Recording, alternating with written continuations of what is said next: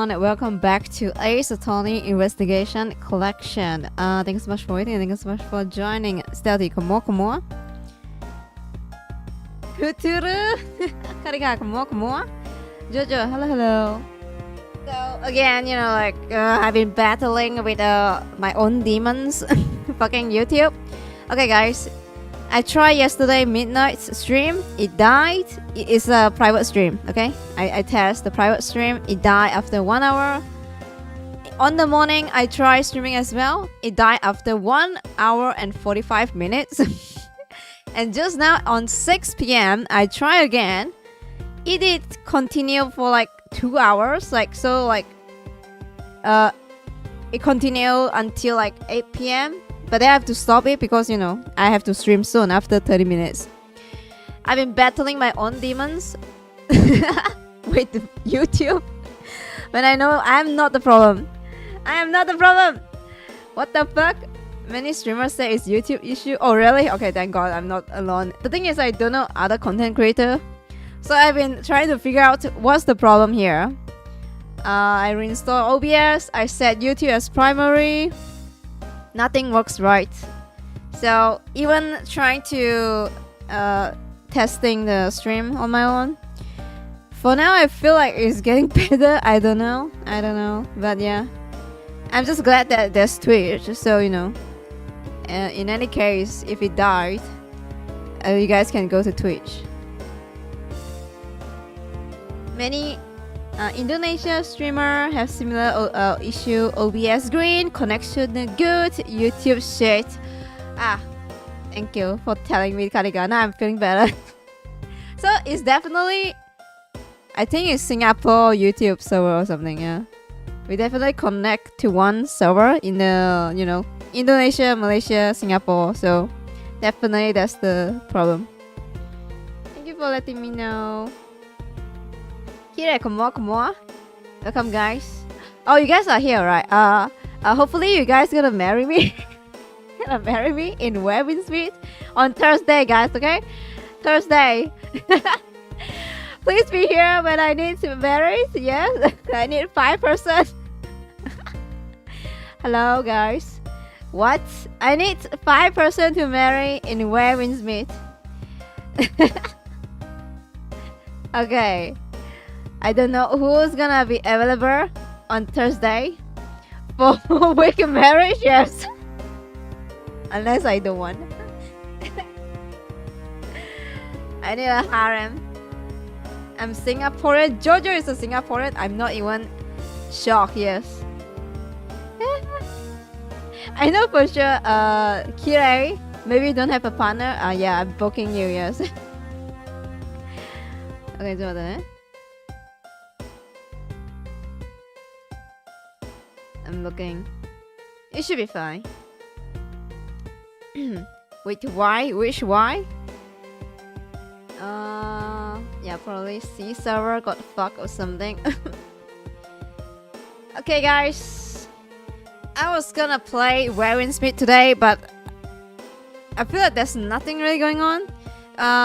On Thursday, however, there's a new boss and new work quest or something. So I was like, oh, you know what? I'm just gonna save everything on Thursday. Yeah, I'm gonna join Velvet Shade, new boss, new grind, new story. So yes. How I could marry Jin? I need to replay. Wait, you did play? Oh yeah, you did mention you played. New main story. I think it's a lost episode or something. I can't remember, but it's a long quest. Definitely not main. Probably like work quest, yes.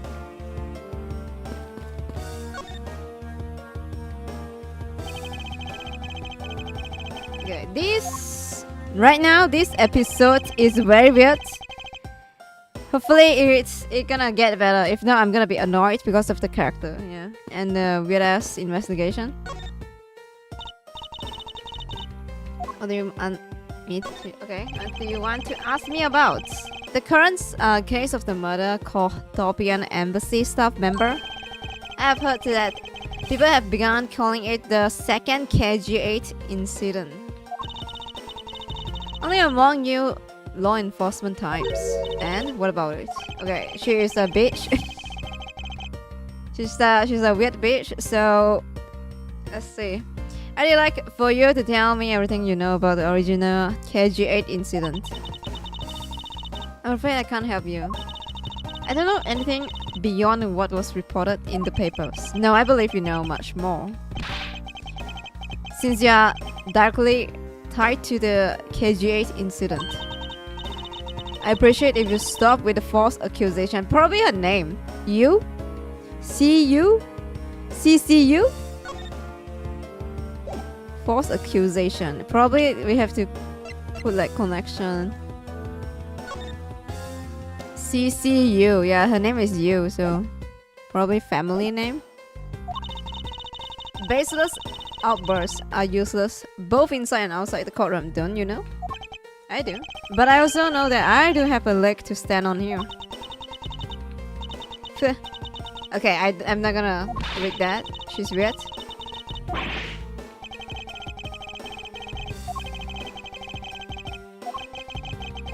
I'm just gonna have to show her exactly how related to the KG8 incident she is. So, probably this one? Hopefully I'm not wrong. Miss Yu, I believe that I have a proof of your connection to the KG8 incident. The file is your proof. Very well then. Why don't you tell me exactly how I'm related to the KG8 incident? Victim. Victim, probably? The victim, yes. Your connection to the KG8 incident. Okay. It's true, the victim. The victim's name is CCU. You will note that she has the same last name as you. Oh my god, is that a pun? Can you really still tell me with a strict face that you are not related to this case? Sorry, but we are not related. What? Just kidding. You asked that question with such a serious look on your face. I couldn't help but... Oh my god, she's so weird, please. What is wrong with her? Please tell me the truth, Miss Yu. Alright, I will tell you everything I know. Really? As you guessed, the one who reported the smuggling activities of the Amano group was my sister, CCU, okay? As I thought.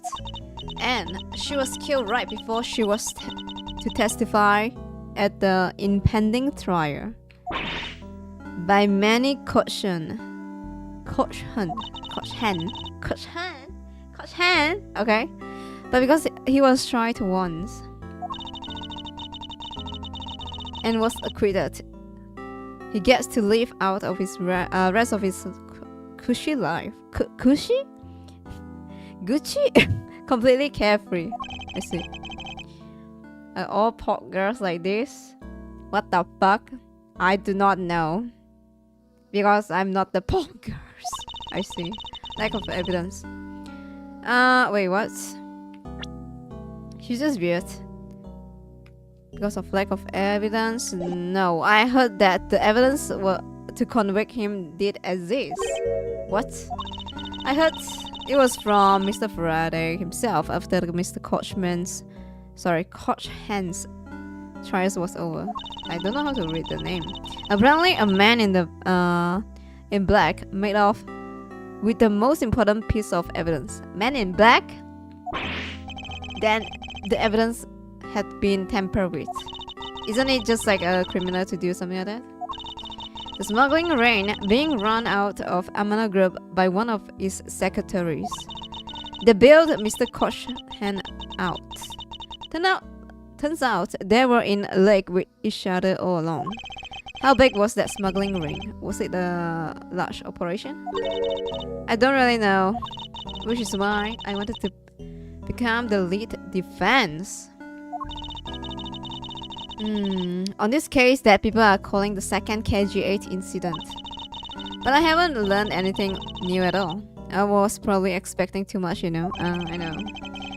You mean you think this case has nothing to do with the smuggling ring? I don't know what to think. Manny Kochen. That guy. Why did he want to meet with you earlier? Actually, he came to watch the trial. Apparently, he only found out that I was the defense lawyer on this case after he did arrive. He figured he should say hi and one other thing. Looks like you couldn't resolve anything this time either. Too bad. What's that supposed to mean?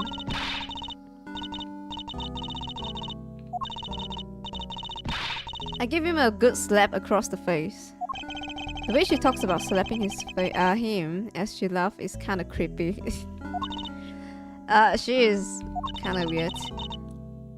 But it's just as Mr. Bat said. He's not related to the double murder. I asked around, and people in the gallery claim that he was in his seat the entire time. Huh. Talk about cruel fate. That is all about I know. Sorry. Guess I wasn't much help, huh?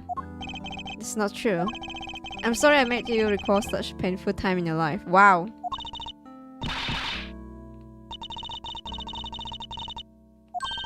You really need to learn to relax. We wouldn't want you to die of stress, would we?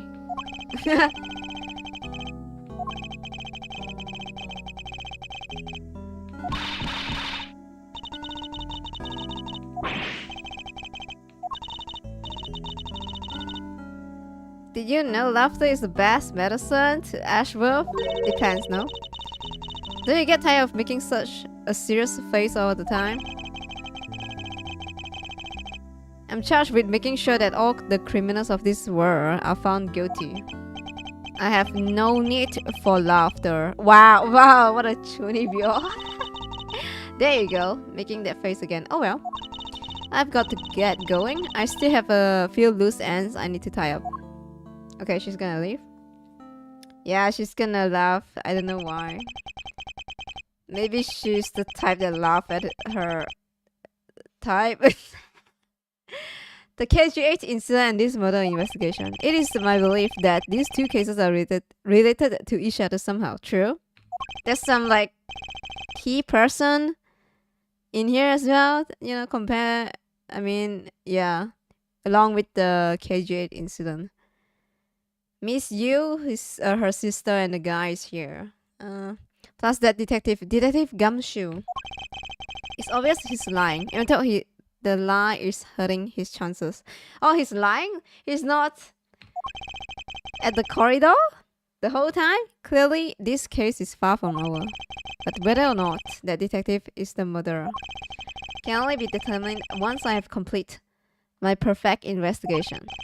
Mr. Von Karma, I swear to uphold your honorable name. Oh, my name isn't Mouse Ashworth. Okay, dude, chill. He's not that great, but okay.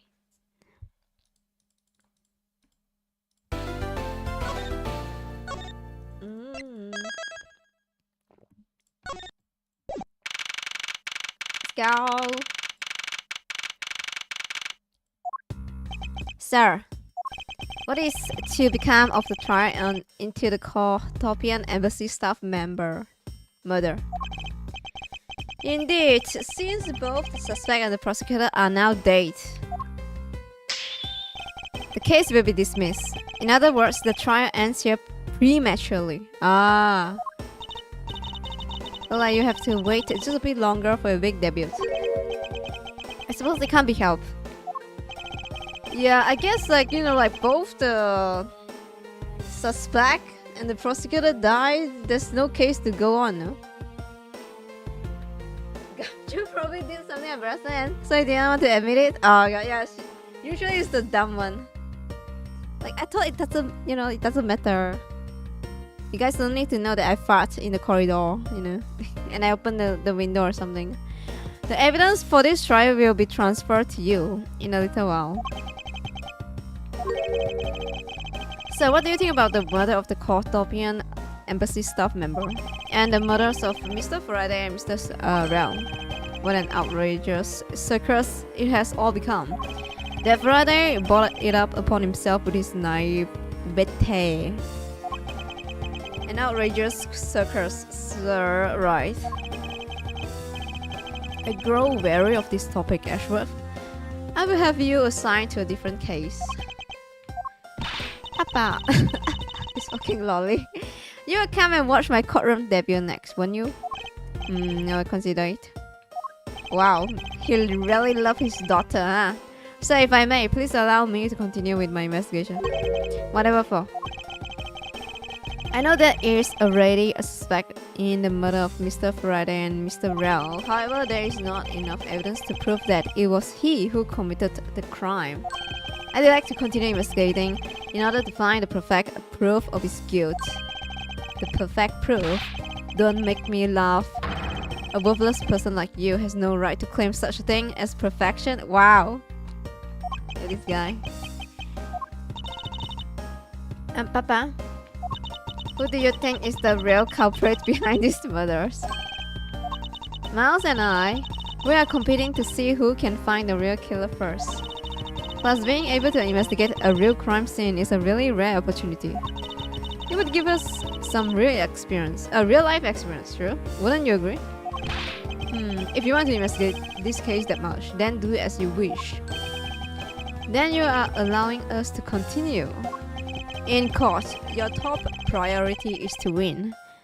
Okay, true? Lawyer do that, yes? Even gaslighting people? And a solid investigation is one of the keys to winning. We have to make sure you become recognized as a first-rate prosecutor, don't we? It wouldn't be very interesting otherwise. I'm returning home. Bro be like, okay, I'm gonna go home, goodbye. Amateurs. Ashworth, Franziska, see to it I'm not disturbed, save for the result of your competition. Yes, sir. Of course, Papa. Franziska, thank you. Oh, what are you thanking me for? Your logic earlier was built on the scruffy detective's lie. That means that the competition is still on. Yes, just as you wish. I couldn't let you get off so easily. Now then, let's see how well you fare on the investigation from here, Mouse Ashworth. I guess they're both like tsundere. I know I don't have enough information yet. So my first order of business will be to question anyone involved in this case. Wait, Gumshoe is just here. Hello? It wasn't me, I tell ya. I didn't do anything wrong. Yes, I understand. So let's just come now, okay, buddy? I doubt I'll get anything useful from the detective while he is this agitated. Why are you so mad? What the f... Sir, nothing to report, sir.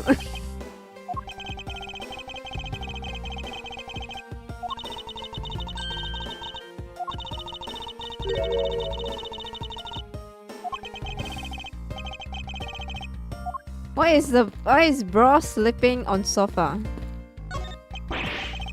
I can't stop the water, sir. It seems that the man who was here earlier broke it by drinking from it too much. Bunch of fools. You can't stop the water?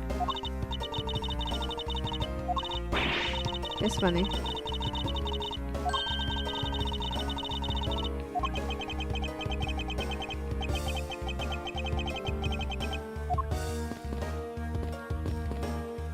What's that?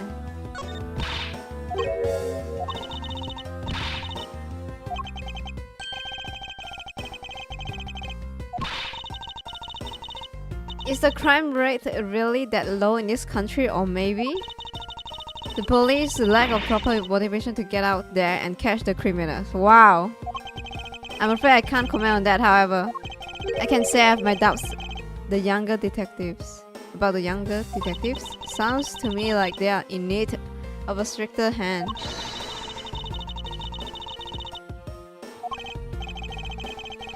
Too lazy to catch people. That's why your crime rate is low. It's kind of funny, you know? Kind of makes sense.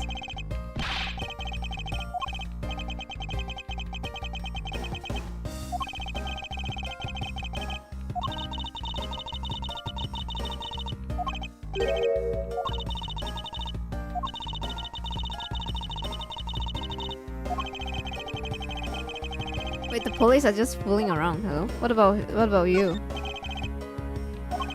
What's the matter? I've been standing here forever. I really need to go to the bathroom.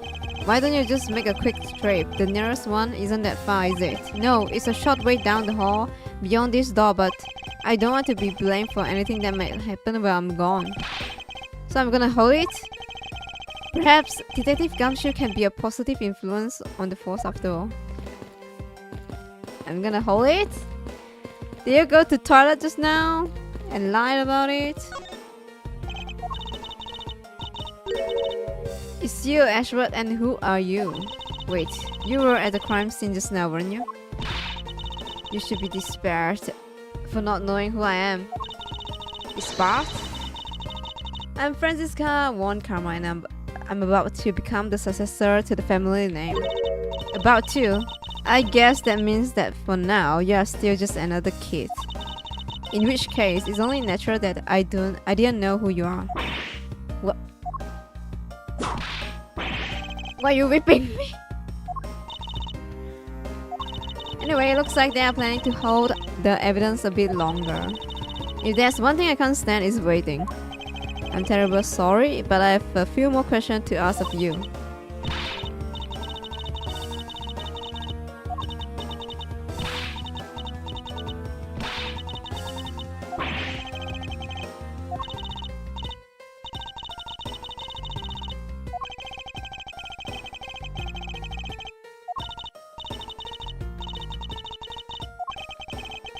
I'd like to inquire as to where you were at the time of the murder.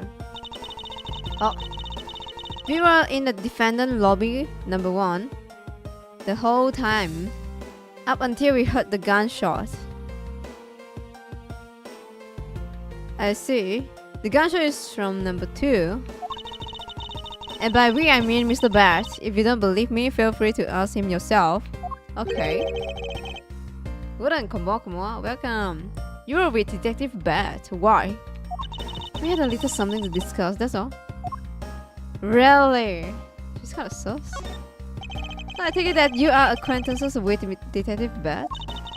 Yeah, he was detective in charge of the KG8 incident. What? Even him?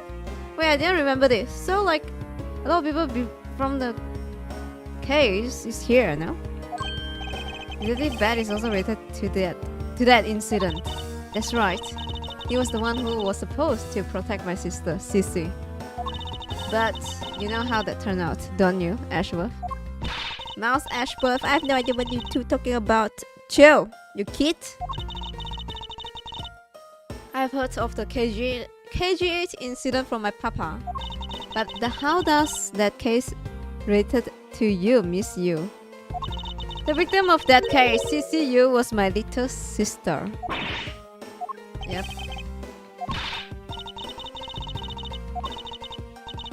I'm fine, really. I just make it a point to rub some more salt in his wounded pride every time I see him. What? Detective Bat? You use your dead sister incident mock him, is that it? The way she talks about doing that as she laughs is kinda creepy. Yeah, what? Oh, speaking of Mr. Bat, he and Mr. Friday, I did say they meet up just about every single time the Yatakarasu made a move. What?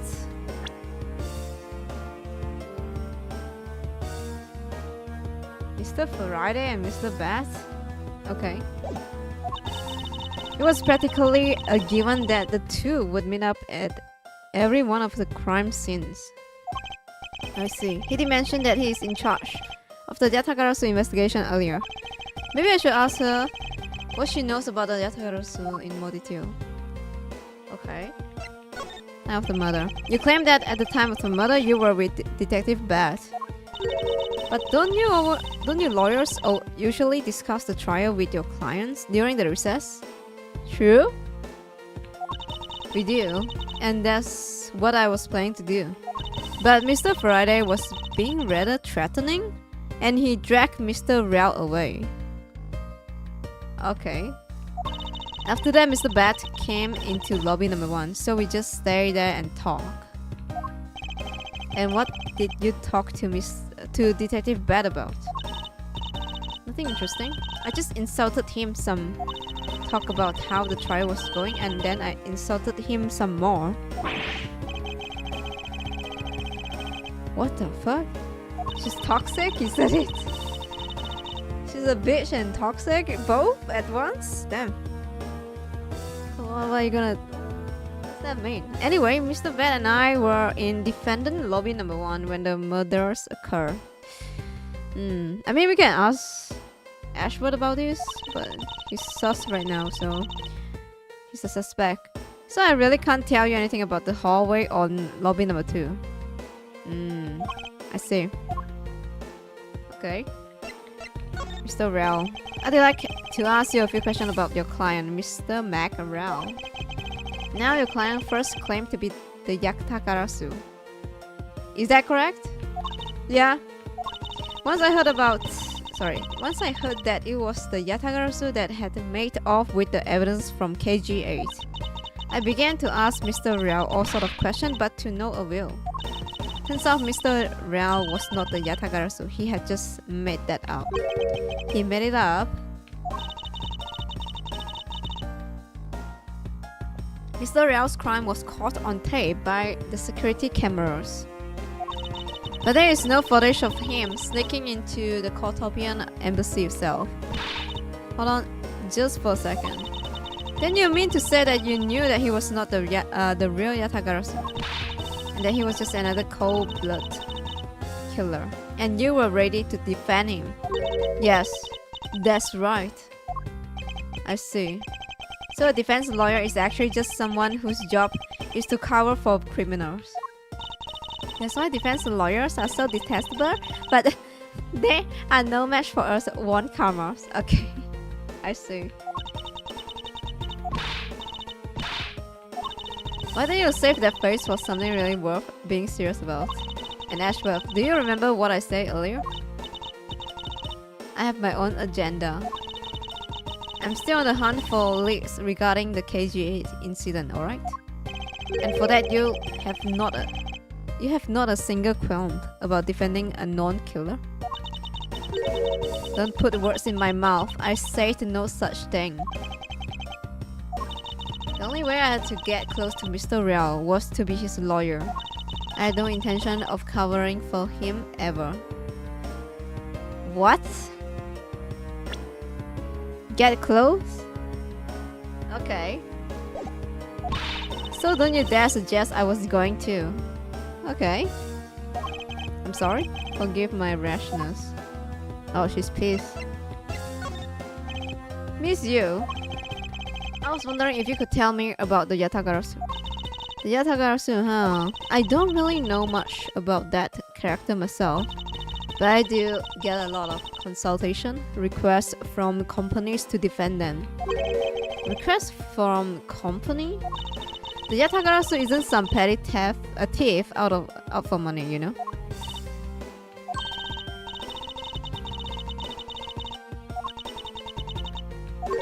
You are not very funny or witty, are you? Little Miss One Kama. What? She don't like One Kama? I mean, she don't like her? That's so funny. Francisca, be careful about who you whip.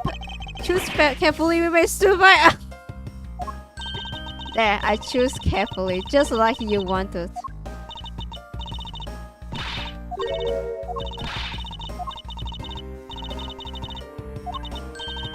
Of course it was. She want to be funny? Is that it? What's wrong with these two women? Why does my pain give them delight?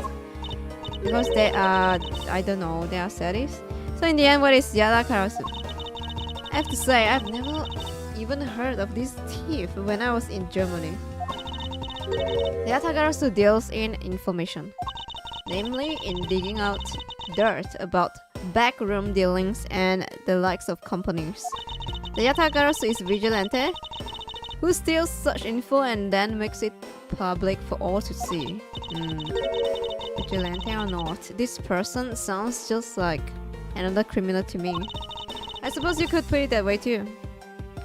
But either way, I get a lot more clients now thanks to that thief. Sounds like Miss Yu is profiting nicely. I suppose I've gotten all I can out of Miss Yu. I should move on and speak with Detective Gumshoe. Okay, so like, that's why I couldn't speak with him just now. I see. Wait, I can go here? What? Why can I go here? I can go up? Why?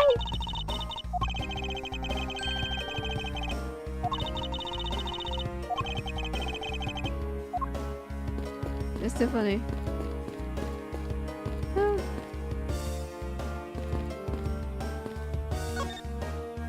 Detective Gumshoe. Hey, it's you, pal. You're here. Oh. Yes, I am. I don't think you need to whip him to let him know that. She's a sadist. I swear on my honor as a detective, I really didn't do it. Your words are useless. I place my trust only in the evidence, detective. Once the investigation is fully over, should we find out that you are the killer, there will be no mercy to be had for you. Have a heart, pal. But you're not worried, right? After all, you have nothing to worry about if you are really innocent, that is. That's right. Hey pal, go and do your perfect investigation and get the real killer for me, will you? I would have done so even had you not requested me to, detective. Motive. So you and Mr. Friday had a small meeting last week, did you? And what exactly did you do to make him so angry? I just asked Detective Bat the same thing myself, pal. Turns out he was mad at me because of my very first day as a detective. I reported in at my usual post instead of the Criminal Affairs Department. By the time I got down to Criminal Affairs, I was really late. And that's when he gave me that huge speech. I remember doing the same exact thing in elementary school. On the first day of school every year, I did always wind up going to my old classroom. How pathetic for the detective to be comparable to a mere school child. Oh, true. Wait, when I was a kid, I would go to the old classroom instead of the new one. Oh my god, it's the muscle memory too. But yeah, only for children. You claim to be standing guard in front of the door to lobby number 2 during the recess. However, when did you receive the order to do so, and from whom? Earlier around 3:20, and from Detective Bad Pal. Today's trial took a really crazy turn. 3:20? Wait.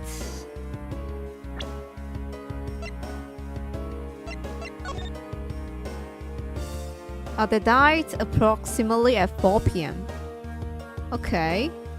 So not long then.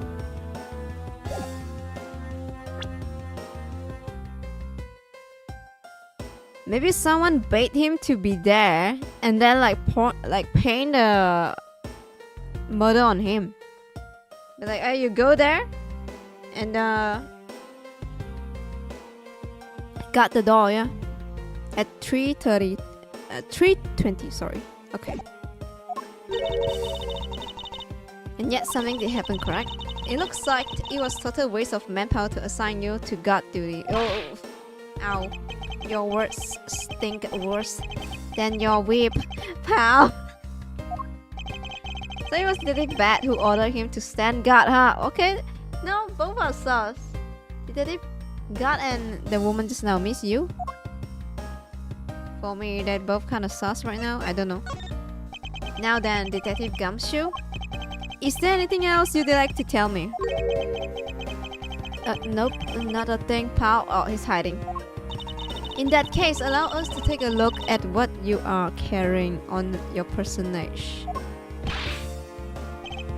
Wait, you can't do that. There's nothing of any particular value here.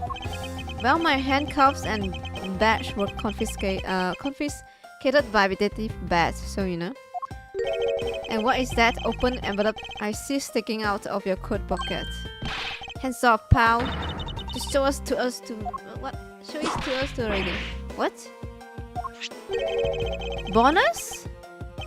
It's bonus. Annual bonus check within $5 total, except there is no check inside. $5 bonus? You have had your look. Now give it back, pal. It's my first bonus and brand new detective. As a brand new detective. First bonus? $5? I just got it and cashed it today. I had literally no cash on me up until I did, you know. So the envelope is really special to me. Now give it back. You don't need rubbish like this. Don't worry, we'll throw it away for you later. How could you? Did it Gumshoe annual bonus of $5? Literally had no money on him until he cashed this. Okay, so like, oh, maybe they're gonna say something like he buys something to eat, but he actually have no money. Penniless. Okay. I'm sorry, but I need to take him in for questioning now. I think I've asked him just about everything I needed to. No, wait, since he became a suspect, there is one piece of evidence I should reconfirm. Officer, I asked you to wait a second.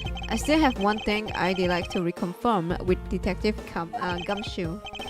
Understood, but please make it brief. Okay, no problem. I want to hear it from the horse's mouth. I must confirm whether or not his testimony about when the crime occurred is the truth. What? What do you mean? I'm safe.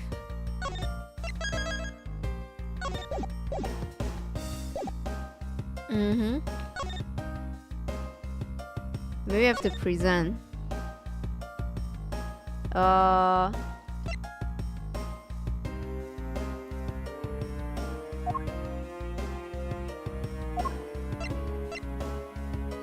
Didn't hear a sign of struggle. Let me see this again. Okay, there's no like saying he never left. Maybe this? You told me earlier that you heard no sound other than the gunshot out in the hallway. Is that correct? No mistake about it. Then you are also claiming that no one passed through the hallway earlier either. Is that also correct? Yup, not even a single ant passed through that hall while I was on duty. You do realize that the lie you're telling is only making life more difficult for yourself. Huh? Oh, but it is true. I didn't see anyone go through the hallway and I didn't hear anything else, pal. I bet the killer found a way to kill the two guys that's beyond what I can even imagine. So he tends to continue telling this ridiculous lie. But why would he do so, given the situation he's in? I believe a thorough investigation of the hallway in front of the defendant lobbies is in order. Yeah, like... Oh, what the fuck? You! Wait, he knows her? Oh! Oh! What the fuck was that?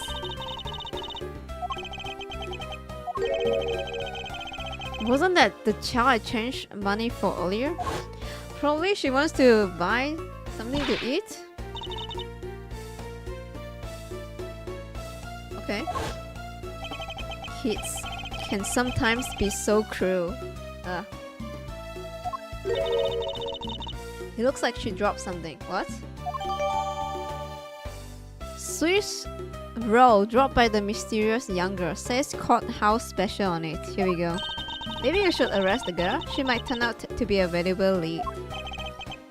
I believe some sort of punishment may need to be dealt the next time we meet. I believe I've asked all that I need of this man. Now for Detective Bat and the judge. We have to confirm who is correct, the judge or that scruff face, right? I suppose we can inspect the hallway in front of the lobby too then. Yep. I suppose... yes. Maybe Gumshoe bought her that, but he have no money.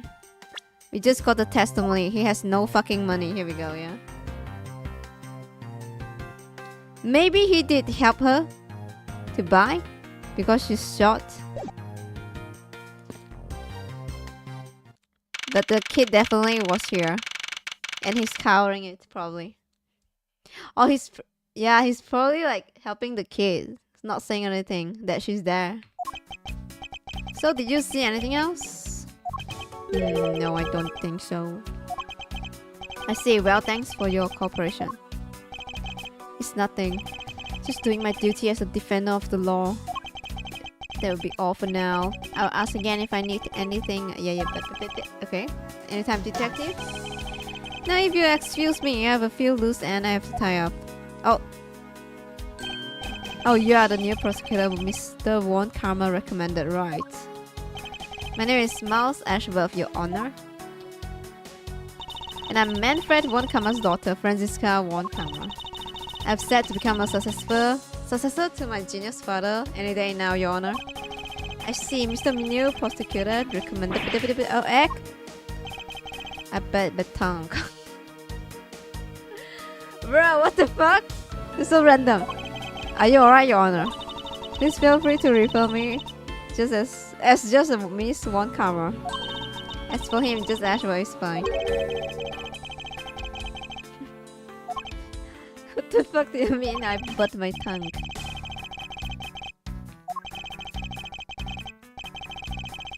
Okay, about your earlier testimony, yes? What about it? I would like to ask you a few questions about what exactly you saw. Alright, after all, it's my duty to clarify my testimony as a defender of the law. Santa Claus! I greatly appreciate your cooperation, yes.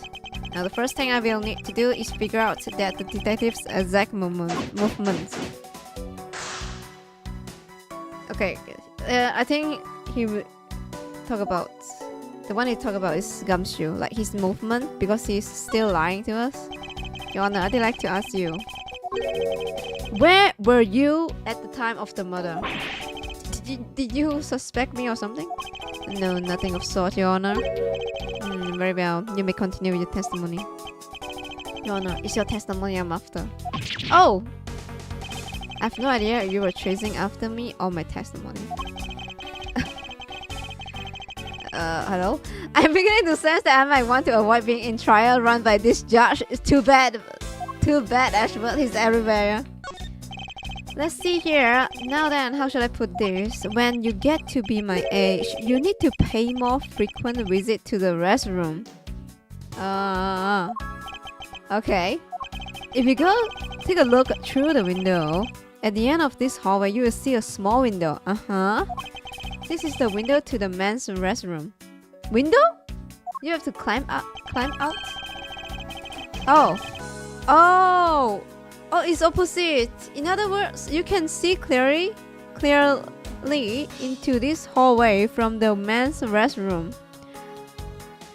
Oh, that's kind of weird design, no? People can see in the, you know, yippee. When I was going to the restroom, that Detective Gumshoe is it? He was standing in front of the vending machines buying something from it. Oh, here we go. However, and this I couldn't believe what I was about. When I was about to exit the restroom, there was not a soul in the hallway anymore. So he wasn't here. He disappeared. Your Honor, if you could please come down and explain it to me rationally. Oh, I'm really sorry. Okay. It was really suspicious that that's what my finally honed judge intuition says. Well, until the murder occurred, I just sort of brushed it off. Ho ho ho.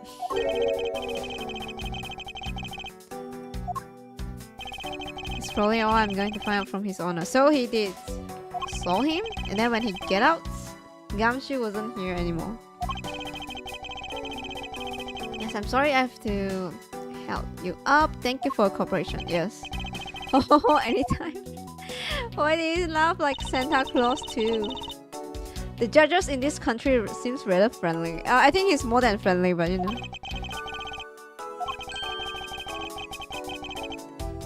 I hear that they are known to hand down very fair verdicts, really. He was going to buy, but realized he had no money. Then had to go to cash the check. Oh, yeah, his annual bonus, $5 probably, yes. Detective Bat, I have something I wish to inquire about. Hey, how about doing some actual work, you? I wish to inquire into Detective Gumshoe's movement during the recess. You are getting in the way of the investigation. I have an order from Mr. Won Kammer himself, plus I still hold the investigation authority. So I've heard that you were the one who called me for Detective Gumshoe to come down here. Friday. That guy was just accused, you know? I just knew something was gonna happen. My detective instinct told me. A lot of good it did you. You couldn't even protect one lone prosecutor with it. Oh! She mocked him just like, miss you? Hold it! Francisca, I think you need to apologize. I'm sorry. I'm terribly sorry. Bad, please continue. I used the phone on the first floor and called the precinct. I told them to send somebody over. And that detective's the one that showed up. And only upon his arrival did you set Detective Gumshoe to stand guard? Yeah, I waited to him on the first floor. After he got here, we came out to these defendant lobbies together. Okay. As we entered this hallway, we ran into you. She told us that Friday was really mad. And that he did drag Rel off to lobby number 2 and have a word or something. So it was Friday that's mad. The prosecutor. Right. They keep saying the same thing. They both have the same stuff to say, you know, like Bad and Miss You say he's mad and dragged Rel into the room number 2. And that Friday has said to not let anyone interrupt them. Really? So what choice did I have? All I could do was tell the big lock to stand guard outside. Okay. And around what time did all of that take place? Let's see, I think it was about 30 minutes before I heard the gunshots. So 3:30? Because like they died around like 4 p.m. So after giving the big lug his assignment, he never left the hallway, not once. How do you know? Oh. Yeah, how do you know? One of the guards out in this floor main lobby swore to me he didn't. If the detective never left the hallway, then where did he disappear off to? That's simple. He must have gone to lobby number 2, just as I suspected. You and I, we were in the lobby number 1 next door. The only one without an alibi is Gumshoe. What? Yo, he keep hitting on Gumshoe. It would seem that I'm still missing some key pieces of information, true. The gunshot, here we go. Did it bad? You also heard the gunshot, did you not? Yeah? I heard it when I was in the defendant lobby number 1. That's why I came running towards lobby number 2 together with you. How much time elapsed between you hearing the gunshot and your arrival on the scene? Less than a minute. What were your movements upon hearing the gunshot? I grabbed the big lug who was just walking around in the hall and raced into lobby number 2. And that's when we discovered the bodies in that order. It makes you the discoverer of the crime scene, right? Yeah, I guess it does, little miss. So he counted as the first person to see the crime scene.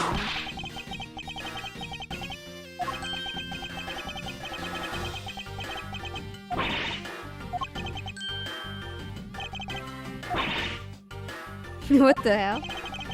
Detective Bags read something if you can make Francisca behave. Are we about done? Is there anything else I should ask him about? Wait! Hello? I didn't let me click that. I was oh my god.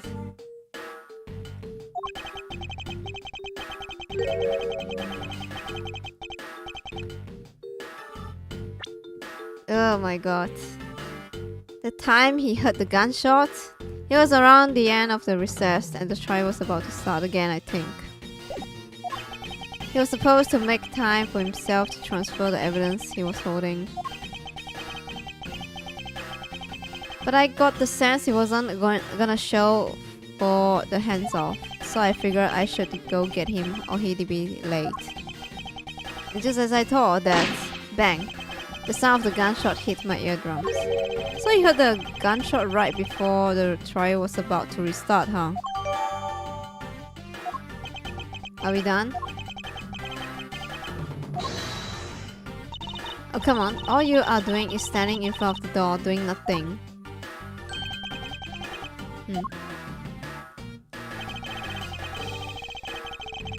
I get the sense that he's somewhat investigating this crime scene, or rather, he's keeping us under surveillance. But to what end? Detective Beth, may I ask you cooperate with us just a bit longer?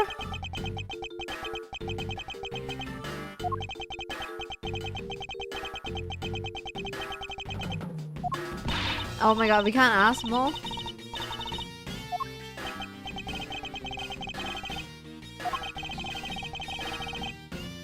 May I ask the forensic science for cooperation? Shit.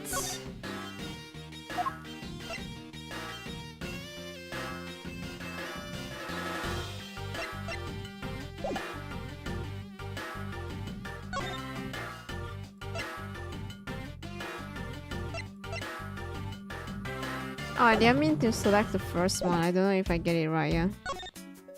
Never mind. Save.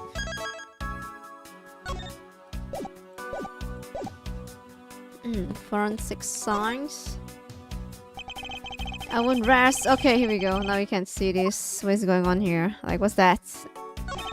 The ants are hard at work carrying their food home. So, there's ants.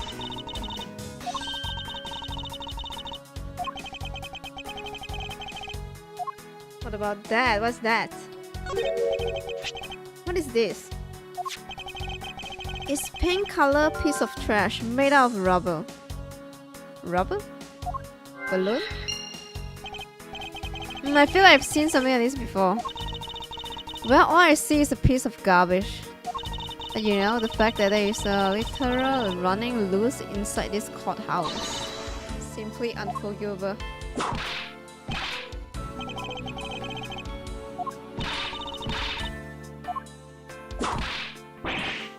Why she keep whipping him? Okay.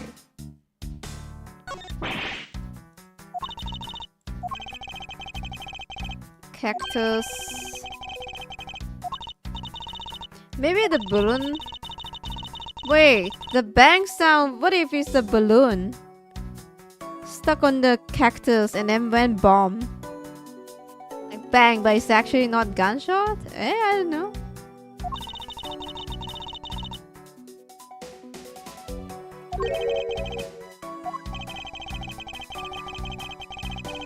Right, yeah, here we go. Potted cactus staying on the hallway windowsill. Its needles are dangerous. It's probably a balloon.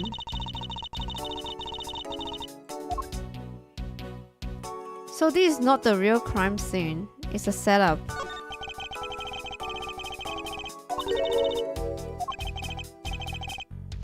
I can't see it. At your height, I'm not surprised. Wow.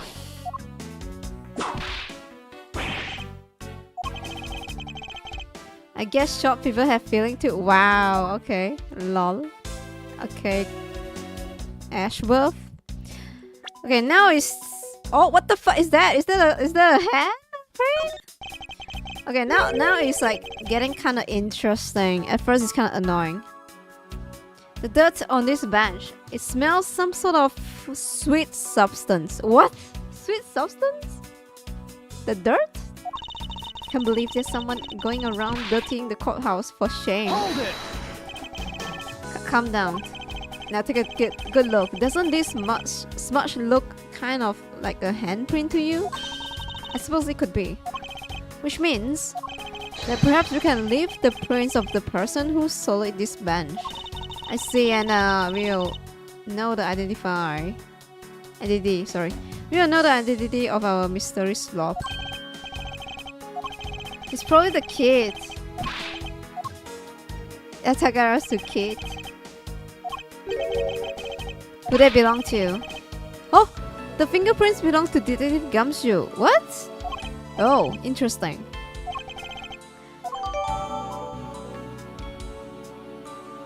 Dark smudge emits the scent of sweet sugar.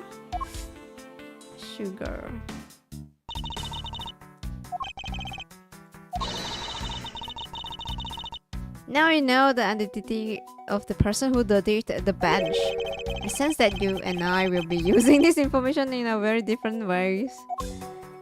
Okay, what about you? What the fuck is that? What's that? What are these black speckles? I believe it's a pile of ants eating away. The detective claims that not a single ant slipped by him. And yet there's a whole hill of them.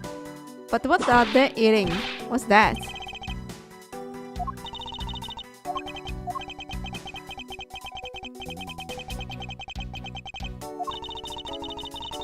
Yeah, I wonder what are the ants eating. From the look and sweet smell of it, pieces of cake and chocolate from a Swiss roll. Here we go. Looks like shit, but okay. Alright.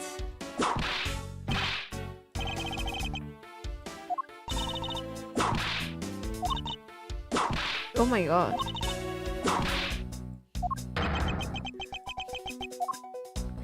Okay, can she stop now or?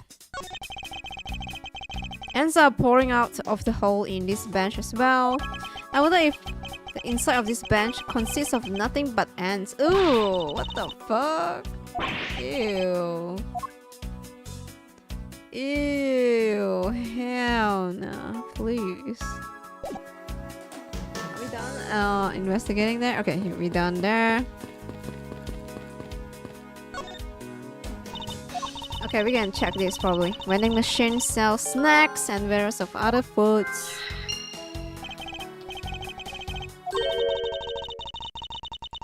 Don't be a jerk in courthouse like beef jerks. 1 packet for 9. Well, she's smart for these puns.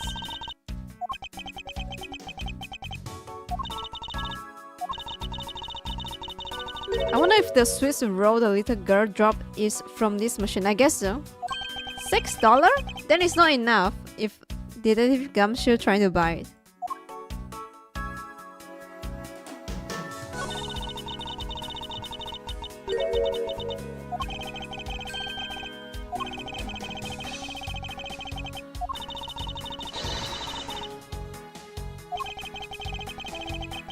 $1. Oh wait, so it's 6. Oh shit, I can't remember that. Yeah, I didn't remember that. True, she got a shilling. Yeah. Ah. Oh my god, Gumshoe, you actually tried to treat a little girl Swiss roll. Aww. Even though like it's not enough money. Oh, I think there's a $5 bill back there. Come on, just a little more.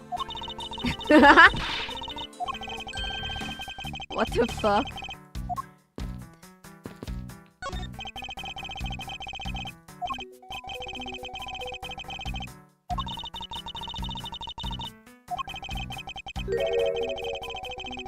You're missing something. In this crime scene somewhere. Oh, I haven't checked everything here. Okay, so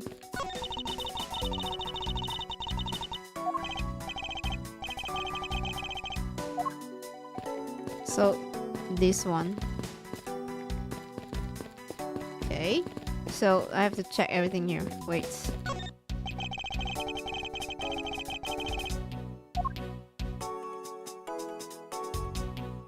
Oh wait, is that money? Oh, okay. It's a picture. I see. Check this. Do I have to track everything of this? Oh my god, really? Hot dog.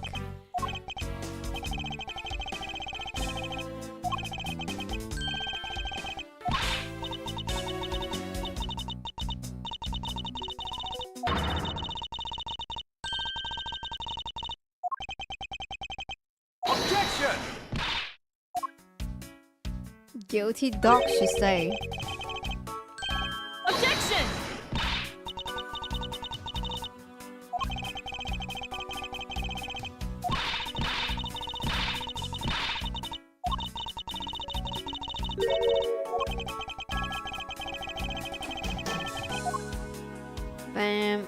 Ham sandwich.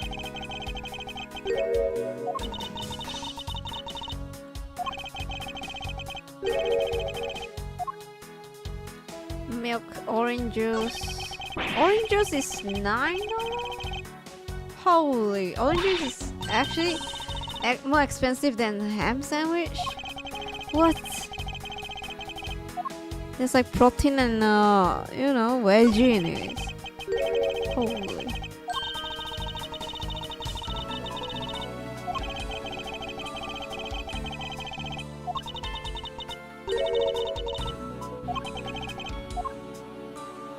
Bam. Okay, what did I miss? So I have to check every food. Probably. That's funny. Okay, it's done there. Oh.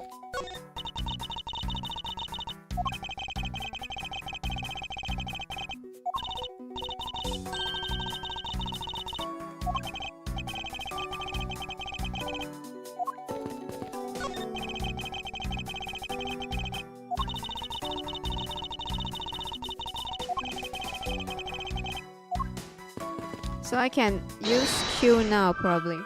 Okay. Oh, wait. Let me save. I don't want to get... Oh, dart. Okay, here we go. Q. Lobby number 2 window. So maybe vending machine and Swiss roll crumbs. Oh, maybe this one with this one. The balloon and the cactus.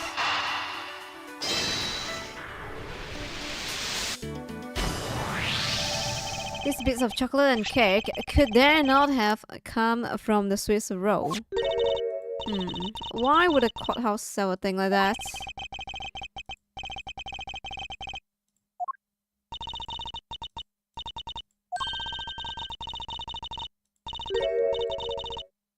Two for $6? Talk about expensive.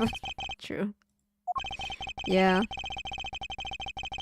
The fact that the cake crumbs and chocolate bits were found in this hallway suggests that they came from a Swiss roll that was purchased from this machine. True. I think I have... Wait, we done that? Pretty killer. What? A picture of what happened here now, really.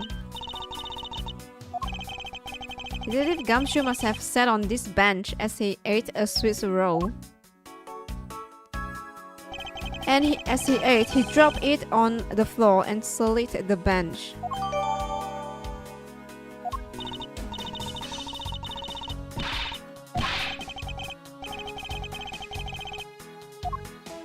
Anyway, if it was indeed Detective Gumshoe who bought the Swiss roll, that creates a really interesting contradiction of the facts. Contradiction where? $6? Yeah, like he only have $5, so where? I can't check it, no? Do I have to check it again? Oh, Didius probably. Didius?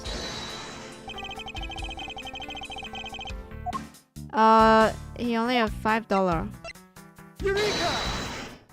About Detective Gumshoe's finances, he said that until this morning, he didn't have any single penny on his personage.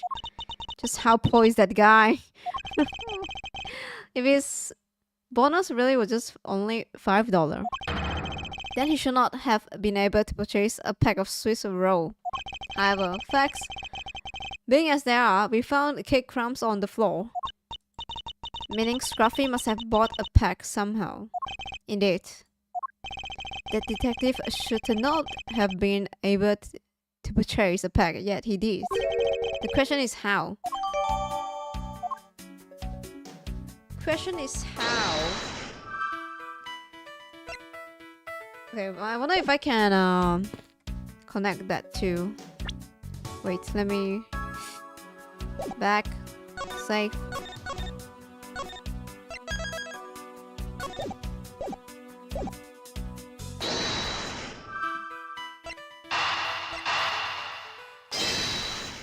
No? Oh, nice. The pink rubbery substance. I saw this in a different form earlier today. I believe this is a piece of pop balloon. Yes, I suppose that's possible. The balloon probably got a little too closer to our friendly windowsill cactus. That would be the logical conclusion, yes. Nice. Oh, done. Poggers. I believe I now have a very firm grasp on what happened here. Well, I do too. Oh, I think she doesn't. Will you care to share what conclusion you have come to? Well, why should I do that? We are still in the middle of competition, you know? Okay, so we're gonna argue here. It's almost cute. Oh, you think she's cute? She's going this far to ensure that she wins almost. Very well, but first we need to pay His Honor a visit to correct his testimony.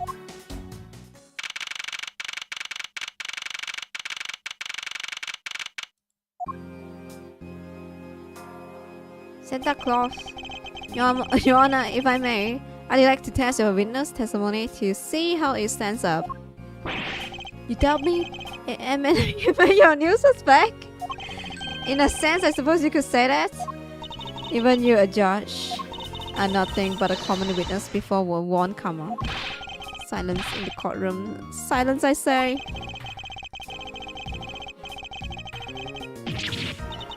You bit a tongue again, didn't you? As a defender of the law, I could never give false testimony. You can even place me under oath if you want. Very well then. Your testimony, if you please. Oh. What I saw at recess. During the recess, I went to the restroom. Okay. Oh, restroom is here. There is a window on the hallway side. In other words, I could see into the hallway. Okay. As I entered, I saw the detective buying something from the vending machines. Okay. But when I was about to exit the restroom, he had completely disappeared. He didn't disappear. He sat down on the bench. I see. A detective that goes missing while on duty. It sounds mighty suspicious to me. Your Honor, can you please try to remain calm? Come. I'm so used to simply listening to testimony as I got caught up in the excitement. Okay. Do I have the thing to debunk him? Let's see. Present. Wait. I don't think I have it here. Oh, maybe it is. Back.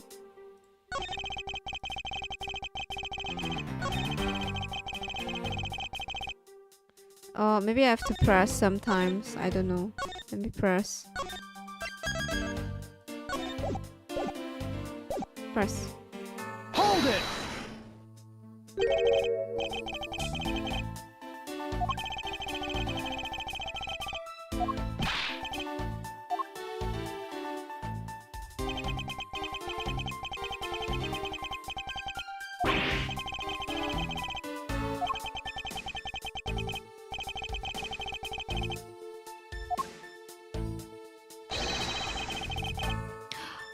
suspect detective must have gone into the crime scene lobby number 2 at that point.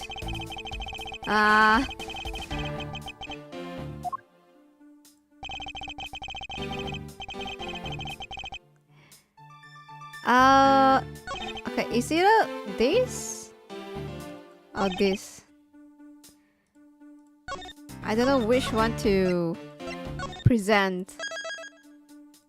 Usually they're very specific dialogue. Present. Objection! Maybe not. Maybe the second last one. Let's see. This one? Present. Objection! Oh, okay. Finger whack for Mr. Ashworth. And don't you know, it's rude to shout objection while someone is giving testimony? Huh. If you're truly a man of law, then you must always be vigilant. For example, I never let an opportunity to shout objection pass me by, actual base.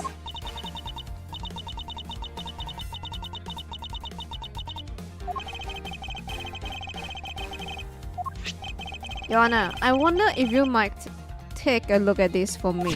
What is that filth? How dare someone dirty the hallway bench like that? Who is the culprit? Yes. You must know, the uncooked bench soldier has already been placed under arrest thanks to your earlier testimony, Your Honor. Oh, well, that's good, but who was it? We were able to discover something from the smudge on the bench, namely Detective Gumshoe's fingerprint. Your Honor, please remain calm. Well, it's true that the detective is the one who made the mess on the bench. We have not yet established that this action is related to the double murder. What do you mean? I believe that the detective bought a pack of Swiss roll from the vending machine and then promptly sat down on the bench to eat one.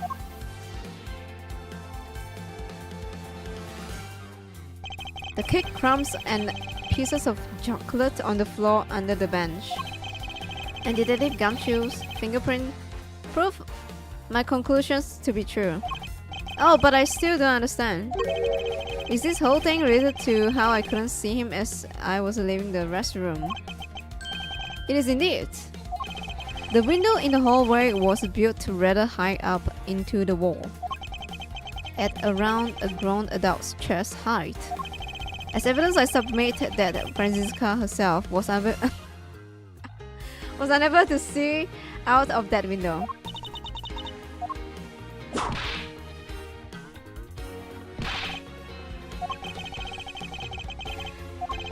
Basically, what this means is that the area directly under the hallway window is a blind spot where the hallway is being viewed from the men's restroom. It seems that you have made a connection. If someone were to sit on the bench under the window, yes, even someone as large as Detective Gumshoe would be effectively disappear from sight. Do you finally see, Your Honor? The testimony has just proven that Detective Gumshoe was in the hallway the entire time. Oh. I didn't mean to say it with that much enthusiasm. Okay.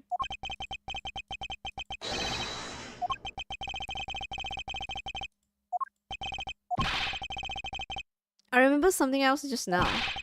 Mr. Ashworth. Okay.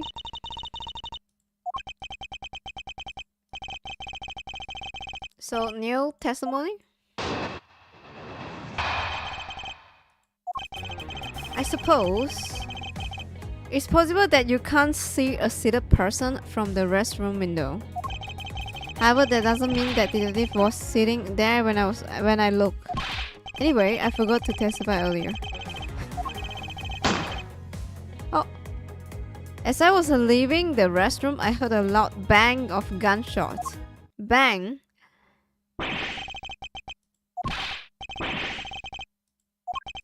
Your Honor, could you try to state the important facts first next time that you heard a bang? I'm sorry. Okay.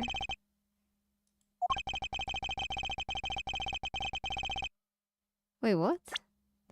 It was just a noise popper until just now. Popper. Pop? Was there someone celebrating a birthday during a recess? I could have sworn that I heard a popper going off. So, like, he heard not a gunshot, but a popper. So it's a balloon.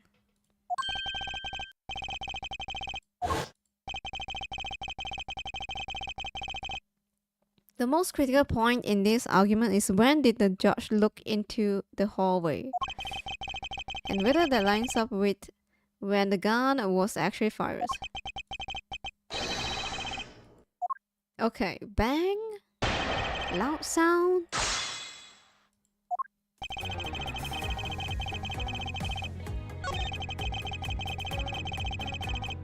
Okay, anyway, I forgot to testify earlier. But I heard a gunshot, but you know. Okay, game. It's so funny. I heard the loud bang. Okay, press. Hold it!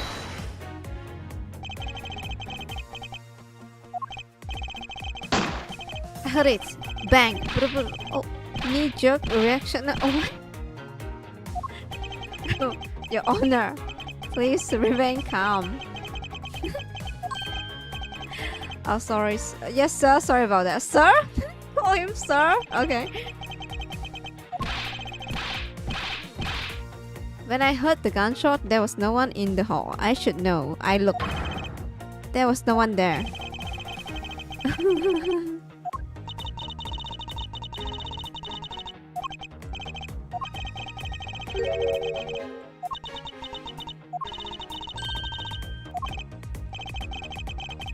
Probably not to present the balloon, but maybe the time of the gunshot. Okay, wait. Yen said when he leave? Sitting there?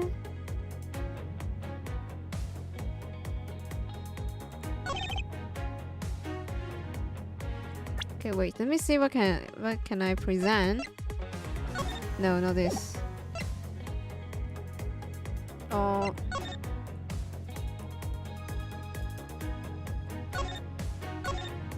Back.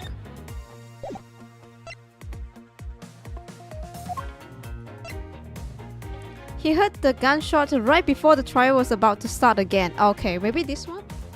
Because like the time does not match. He's still in the toilet. So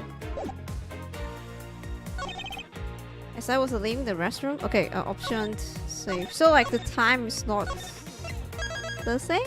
I don't know. Not much I can work with here. Present. Objection! No. Oh no. I just feel a contradiction in the air. Okay. Okay. Wait.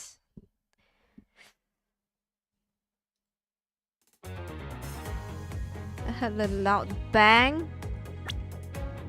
A gunshot.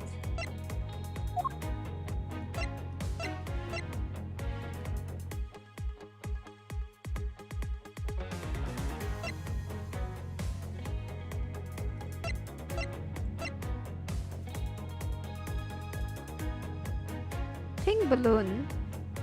Objection! No, yeah, it's too fast. I jumped too fast, probably. Oh, this is the tricky part. I don't know which one first.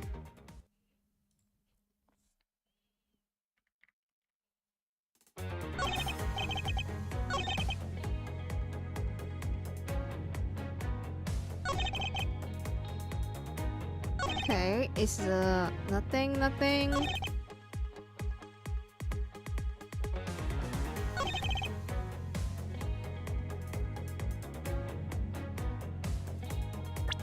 Even if I press, he didn't say anything.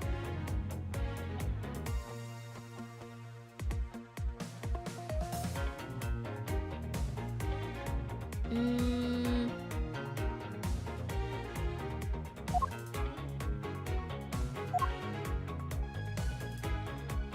Wait, Gumshoe can hear the gunshot?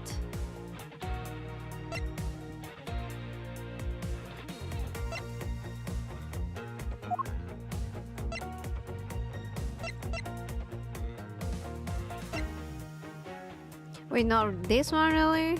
He heard the gunshot right before the trial. About to start. I have no idea. Wait. Back. That doesn't mean that the detective was sitting there when I looked. Hold it!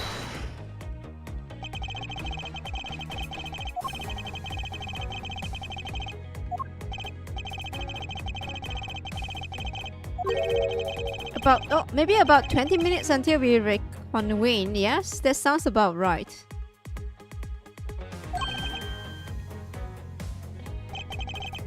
Oh, okay, so this one he's gonna talk about time. How would I know?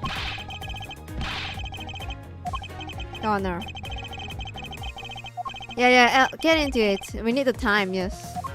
20 minutes? Let's see. I looked into hallway about 20 minutes before we were reconvened. But then, like, they say the gunshots fired right before the court reconvene or something. Okay, present. Objection! Oh, here we go. You're on. Oh, wait, what? I cannot allow you to make an objection. What? Your Honor, I'm really sorry, but I cannot allow you to not allow me to make an objection. What is going on? I've been overruled? Your Honor, there's simply too many holes in your testimony for my taste. What do you mean by that?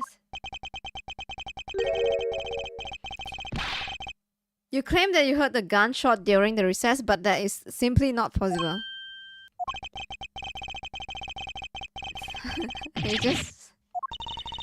He just trying to abuse the power. Like, no objection. I see you have no mercy for the elderly either, Francisca. Based. Don't talk back to me unless you want to be whipped in the back. Wow.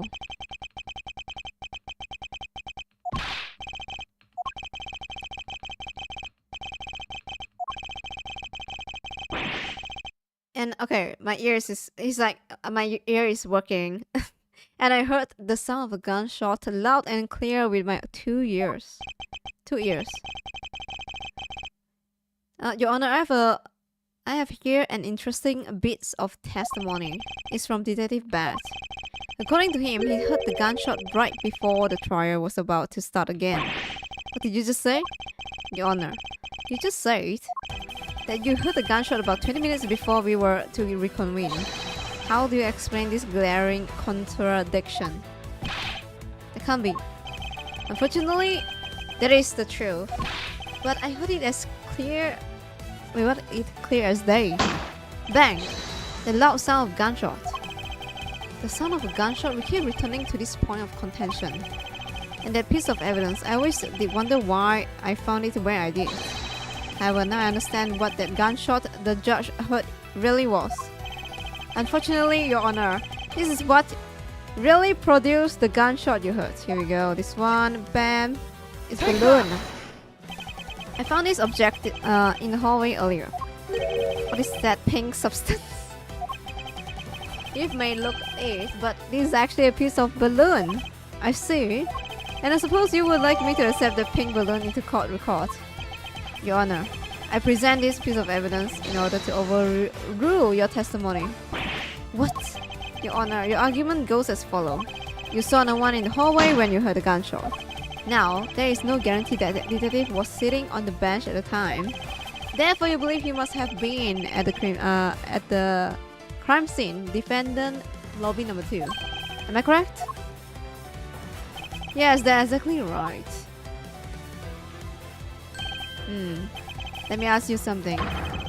Do you think that the real gunshot you heard was produced by a real gun? I think I've said enough that even you can figure out the rest of it on your own. You were fooled by the popping of this balloon thinking it was a gunshot. It was a good effort you put forth a mouse Ashworth. Okay. Well, to be honest, I did think that sound was a bit off from a real gunshot sound. But who could have guessed that something would pop a balloon in a place like this? That's true. One don't usually think balloons in conjunction with courthouse. Yeah, I remember she holding it. That's the balloon. Your Honor, if it makes you feel better, you didn't lie once in your testimony. However, I can't really vouch for its accuracy. Who knew that giving testimony could be such a difficult thing to do? Oh my god, he's so sad! What have I done? I owe Detective Gumshoe a very, very big apology. Oh, he's so nice! He's still my favorite judge. He's so stupid. It's so funny. I will see to it myself that he is released. Oh, wait. He's like, I'm so done, please, and I'm sorry. There are still few things I have yet to resolve about what happened in the hallway. Your Honor, I request your permission to further question Detective Gumshoe. But why? I thought we just cleared his name. True? We did clear his name, but we haven't found the killer yet, so whether we did just now or not, I still cannot say. The only thing I can do for now is to continue in my quest. Did you just say quest? A new quest? For the perfect explanation. Oh my god, this is playing a game. And to that end, I must resolve the remaining issue pertaining to the events that occur in the hallway. Very well. Believe. Okay, so we're gonna bring Gumshoe in and ask him what really happened in the hallway. Yeah. Okay, right now this part is not that bad. At the starting, it's very, very weak and very annoying to deal with because they're just a bunch of weird characters. What is it now? Is it time for my trial already? I didn't do it. We know. We know you didn't do it. No, I'm the judge around here. I will be the judge of that. Chill! Why can't you guys be a little less judgmental? Very well. Speaking of hasty judgment, Detective Gumshoe, I'm afraid I must apologize for an error in judgment on my part. Your Honor, I don't believe you should apologize just yet. They have yet to prove he's completely innocent to this crime. I guess so. In any case, I would like you to testify as to your action while you were on guard duty. Please remember you are not on trial. That is all just a part for investigation. As such, you may still be found to be innocent.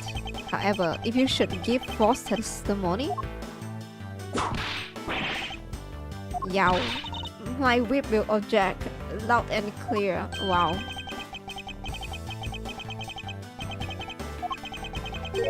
I got your power. Yeah, no lying, no lying. Looking back on the state of the crime scene and the judge's testimony, it's obvious that Detective Gumshoe is lying. And if I can't break his lie, then we may never get a break in this case. Yes. Okay. Okay. Give me 2 minutes total break, guys. 2 minutes.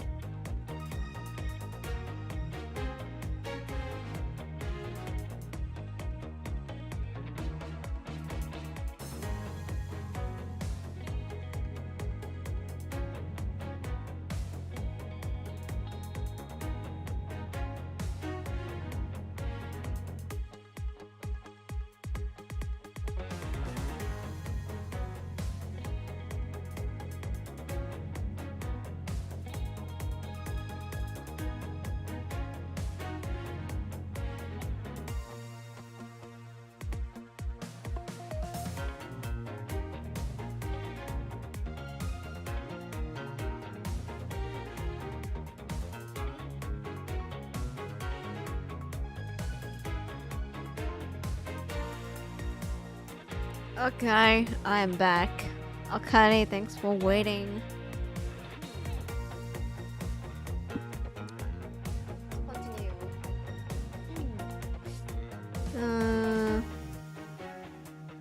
Welcome back. Thank you. Thanks for waiting. As soon as I got here, wait, what did he say? I came down here to his courthouse on Detective Bat's order. Yes. Welcome back. Thank you for waiting. As soon as I got here, he ordered me to stand guard in front of lobby number 2. From that time on, until I heard the gunshot, I was in that hallway the whole time. Oh, okay. On my honor as a detective, I swear it wasn't me, pal. Okay. You're still singing the same tired tune. In that case, I just have to change the melody. Wow. I know he's lying, and it's time I pull the information I need out of him. Damn. Aura. Came down here. Okay, this is true. You ordered me to stand guard. From the time until I heard the gunshot, I was in the hallway the whole time. I swear it wasn't me. Okay. Should I press or... Okay, let me see. Sometimes I don't know, should I just press or present? Hold it! Let me press. You claim to have been in the hallway the whole time. However, it's not. Is it not the fact that you did something while you were in the hallway? Of course I did something. I got a door to lobby number 2, pal. What else? Very well then, and what exactly does guarding that door entail? Well, to put it simply, I know it's my job to stand in the front of the door without moving an inch. Oh, Detective Gumshoe, you mean to tell me that you didn't take a single step away from the door to lobby number 2? Is that really what you wish to testify to the effect of? You got it. I did not... I didn't take a single step away from the door, just like I was ordered not to. Dude, they all know he's lying. Bro, what the fuck? Why is everyone so quiet all of a sudden? Because we are all in shock and in awe of your utter stupidity. Scruffy, if you are going to lie, at least tell us the more believable one. Lol. But I'm not lying. I'm not lying, really?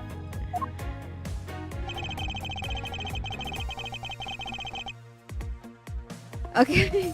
That's so oh. Objection! I have an objection. What is it? Detective Gumshoe, I wonder if you may recognize this from somewhere. Hey, it's one of those things. The courthouse special sweets roll, right, pal? Precisely. In that case, I suppose that you also recall the solid hallway bench. Hey, you know what? I think it was probably me that did that. Detective Gumshoe, you know you can't just go around dirtying the courthouse like that. Yeah. Oh, yo, stop calling him pig. I promise to clean it up later, I swear. Now then, shall we get down to business? About the fact that you didn't move even a single step from in front of the door. If that really were the case, then how were you able to buy a pack of Swiss roll? Furthermore, if you didn't move a single step from in front of the door, how do you manage to get the bench dirty with your grubby hands?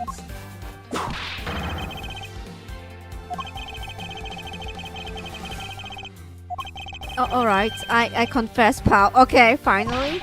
I was hungry, so I bought a pack for myself, okay? I thought I did get you out again if anyone found out about me eating on the job. So I didn't want to say anything.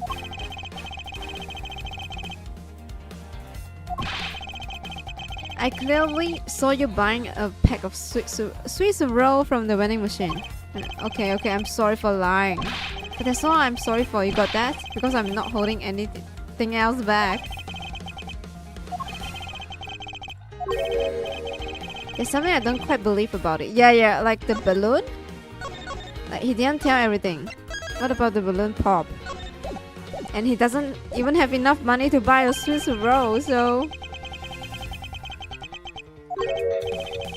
of course not. I got nothing else to hide, pal. Objection! Of course. Oh, sorry. Oh, if only that were true, Detective Gumshoe. But it's true, pal. I swear there's nothing else. I'm sure you are aware of the price of pack of Swiss roll, correct? Remind me again, pal? The vending machine out in the hallway is selling packs of 2 Swiss roll for $6 a pack. And yet, according to you, that you didn't have any cash on you until you cashed your $5 annual bonus check. Isn't that right? Oh, let me ask you then. How do you manage to purchase a pack all by yourself? Could you provide me with a proper explanation to that? There wasn't anyone else in the hallway with me. Oh, he's trying to cover for the little girl.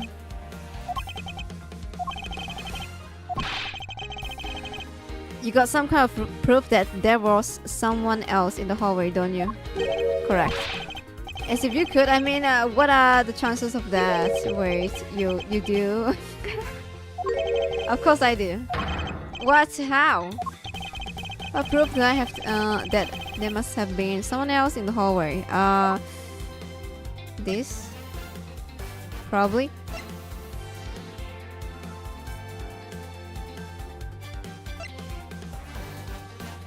Take that!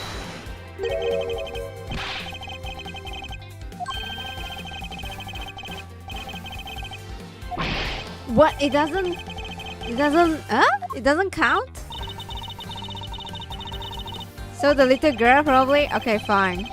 The Swiss roll for $2, that's a sentence saying like there's a little girl. Okay, fine.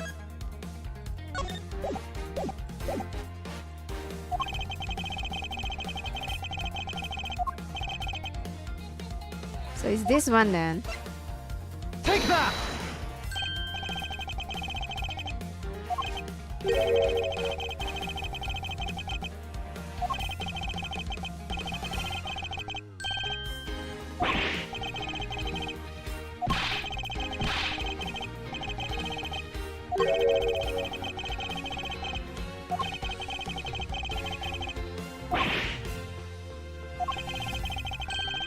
Oh, here we go. I was like, am I wrong again? Oh, this particular Swiss roll was dropped by a certain someone.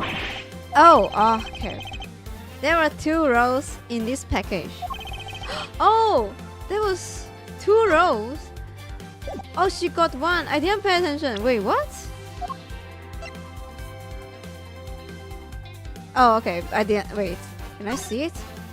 Oh, okay. I didn't check it. There's 1 here. So he ate another one.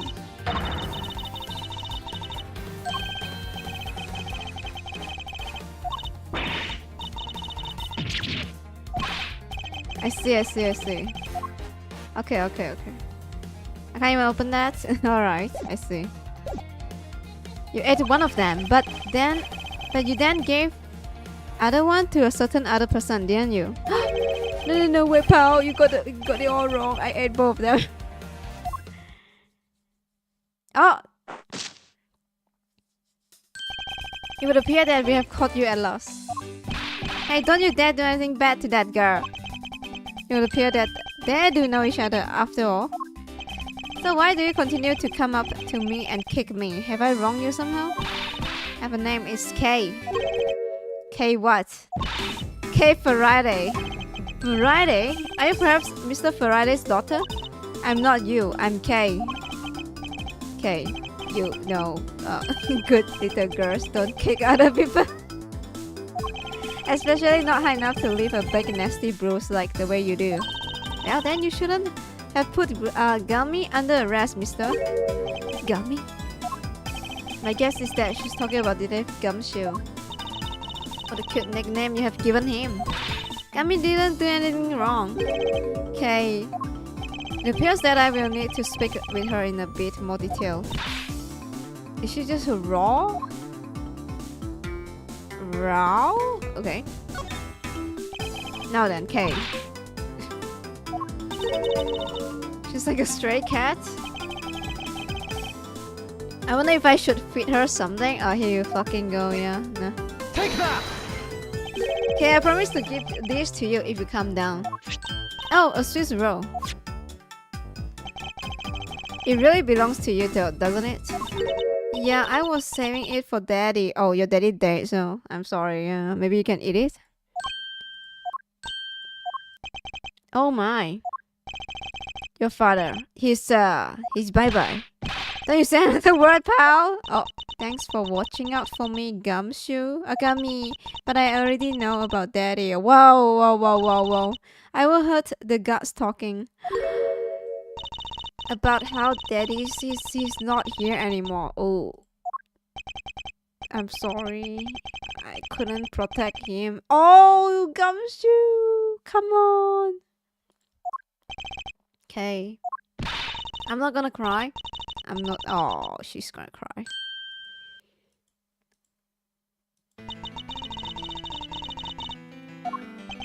It's alright. Let it all out. Your father just passed away after all. What the fuck, bro? You said to a kid? Okay. I mean, yeah, okay. I myself was also involved in the case at yeah, when I was a young child. In the lift, yes. That's how I get the PTSD. In a case in which my father, who was a defense attorney, passed away. All of my dreams becoming a lawyer were crushed into a fine ash on that nightmarish day. Even now, the wound festered deep in the depths of my soul. Ever since that incident, I've dedicated myself to locking away every criminal I can. Ay. This child, I feel a certain shared fate, common bond between us. Yo, chill! Most Ashworth, what sort of gentleman are you? Are you going to just stand there and watch a lady cry? Oh yeah, right. Sorry about that. Okay, here. How about we use this handkerchief here and dry your little eyes? Ooh, oh what? Yo. Oh, my crevice. Don't blow your nose on that. Oh shit. I feel better now. Thanks. Wow. Okay. Are you going to be alright? Yep, I'm already alright. Somehow, I highly doubt that, but I'm not going to push it. I promise Daddy I will... What? Okay, I did never cry in front of strangers. And you're a good kid, aren't you? You always keep your promises, right? That's right. Even if I can't see Daddy anymore, I'm still going to keep all my promises. Aww.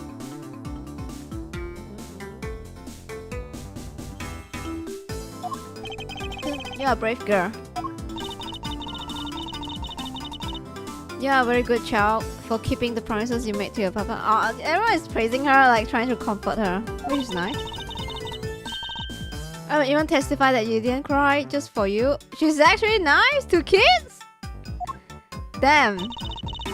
Thank you very much, lady. Ha, it's nothing. I'm only telling the truth after all. It would appear that because her father was a respected prosecutor, Francisca is sympathetic to Kay's feeling. Aww. She can relate to her maybe. Both of their dad is like famous prosecutor. Okay, what kind of person was your father? Daddy was a hero of justice. His job was to catch all the bad people in this world. So to you, prosecutor is a hero of justice, huh? I suppose we are in a sense, as we are the ones who seek guilty verdict for criminals. Plus, you know what? Whenever I came to the courthouse, Daddy would buy me my absolute favorite treat, a Swiss roll. Oh, I wanna be a hero of justice someday, just like Daddy. So I've been working really hard. I see. And what have you been working hard on? I've been working hard to keep all the promises Daddy and I made together. Oh, okay. A promise notebook. May I take a look inside? Sure, okay. It appears to be an exchange diary of sorts between the father and daughter. Mr. Faraday writing conveys a sense of the man he was. Okay, kind man. Okay. This little notebook just might come in handy later. Let me check. Hello, I want to check. Oh. Never take things from a stranger. Wait, what about the Swiss roll from Gumshoe? Never go anywhere with a stranger. Okay. Always greet people with a smile, even people you don't know. Never cry in front of a stranger. Always try your hardest to learn about things you don't understand. Daddy's job is to make sure that everyone follow the rules. Okay, be good girl and promise that you'll keep a promise to me. Okay. So it's to prove that she will never follow a stranger, maybe? Take things as well. Thank you for showing it to me, Kay. Oh, okay. That's nice. Oh wait, he said thank you. Yeah. I hope you will continue to work hard to become a hero just like your father. I'm gonna try. Hey Kay, so I'm a detective that catches the bad people right. It makes me a hero too. Yeah, you are really cool too, Gummy. Yeah, aren't I, Kay? Oh my god.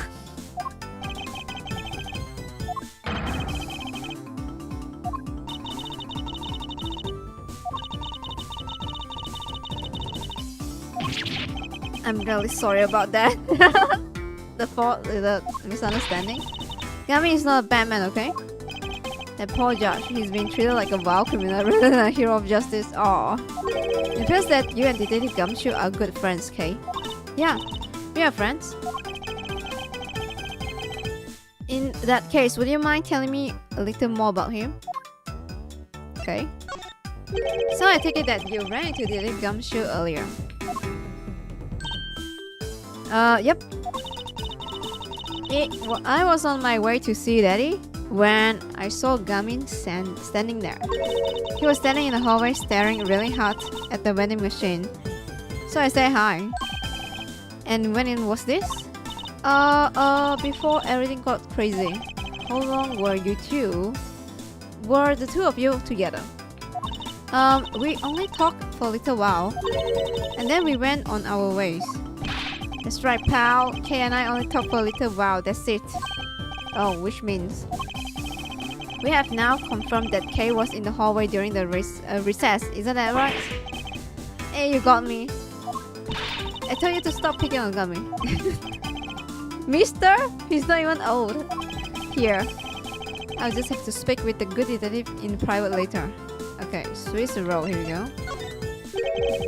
We're the one who bought this pack of Swiss roll, okay? Maybe we can present the balloon to her and, you know, like make her talk about her balloon getting popped there. I didn't really have a lot of money. Okay. And I somehow made $1 out of the pennies and quarters I have. But that still wasn't enough and I really wanted one. Oh, come to think of it. She did come and ask me to exchange for a handful change of $1. And that's when you came and asked me for change to change your money, correct? Yeah, thanks a bunch for doing that, mister. Sure. But let me ask you, even with that $1, you still didn't have enough, correct? Well, that's why. Hey, if you really care anymore, I'm going to have to arrest you, pal. What the fuck? Wait. Need to remind you that you are the one already under arrest. I sense that Kay is going to be less than forthcoming with this question. Sorry about your roughly thing. Yes, well, now it's positively drenched in your nasal. Oh. Don't worry, Kay, I have a spare. So here, you can have this one. Oh. But Daddy said, never take things from a stranger. It's one of the promises you made in your promises notebook, correct? Yeah. Look, see, it's right here on this page. Yes, I saw it, yes.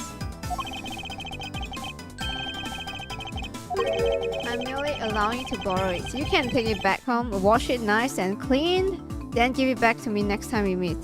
Okay.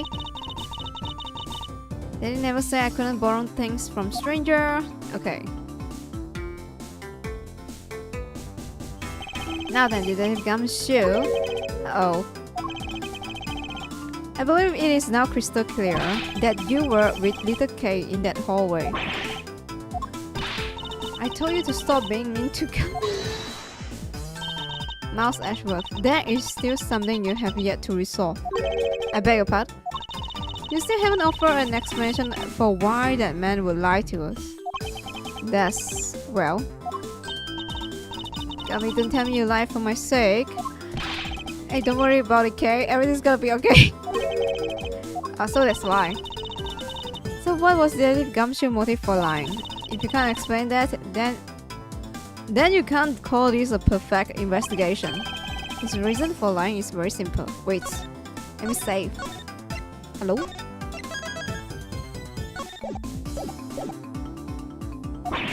What? Here's what I believe to be his reason. From a simple observation of detective action and his interaction with Kay, it's always that detective was lying for the young girl's sake. And this piece of evidence will show you exactly why. Is it the balloon? Is that it? The balloon? Take that!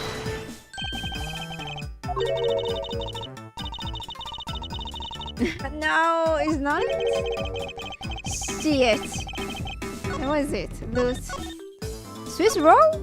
Is that it? I don't get it. Why is he lying for her?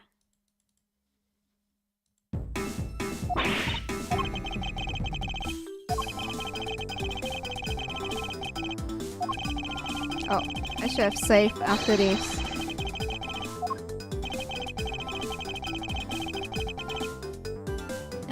Oh, I can't save now.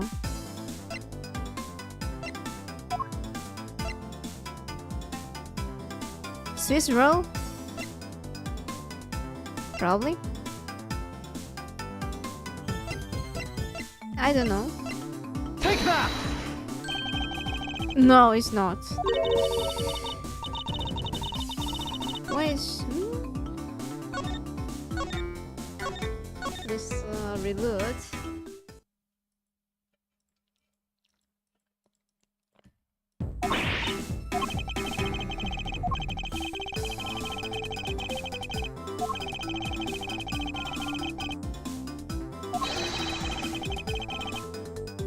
Okay, now I'm gonna save here.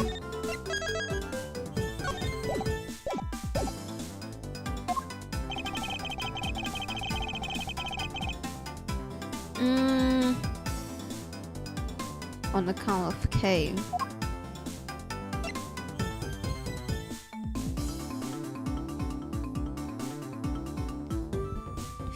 Is it this one? Is this one? Like, she made a mess?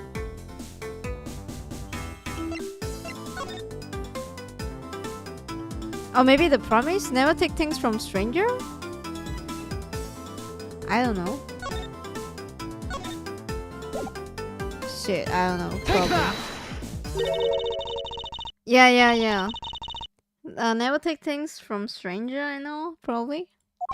If you could take a look at this page, it's clearly written that K should never... Yeah, here we go. When Detective Gumshoe heard about that promise, he tried to cover for K.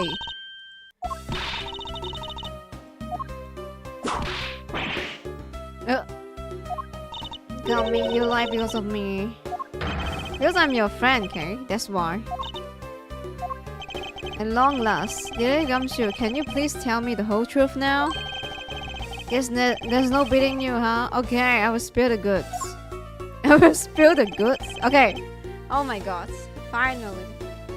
I've been standing guard for a while. Okay. I was getting really hungry and that snack vending machine was taunting me. But all the cash you had on you was $5 and that wasn't enough to buy anything, right? After all, the cheapest item on that machine is $6. Pack of Swiss rolls. Yeah, but then like an angel from heaven. Okay. show up. You mean a lolly, okay.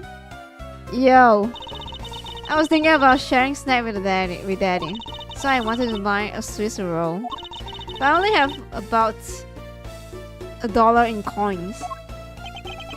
So we put my $5 and her $1 together and bought a Swiss roll together.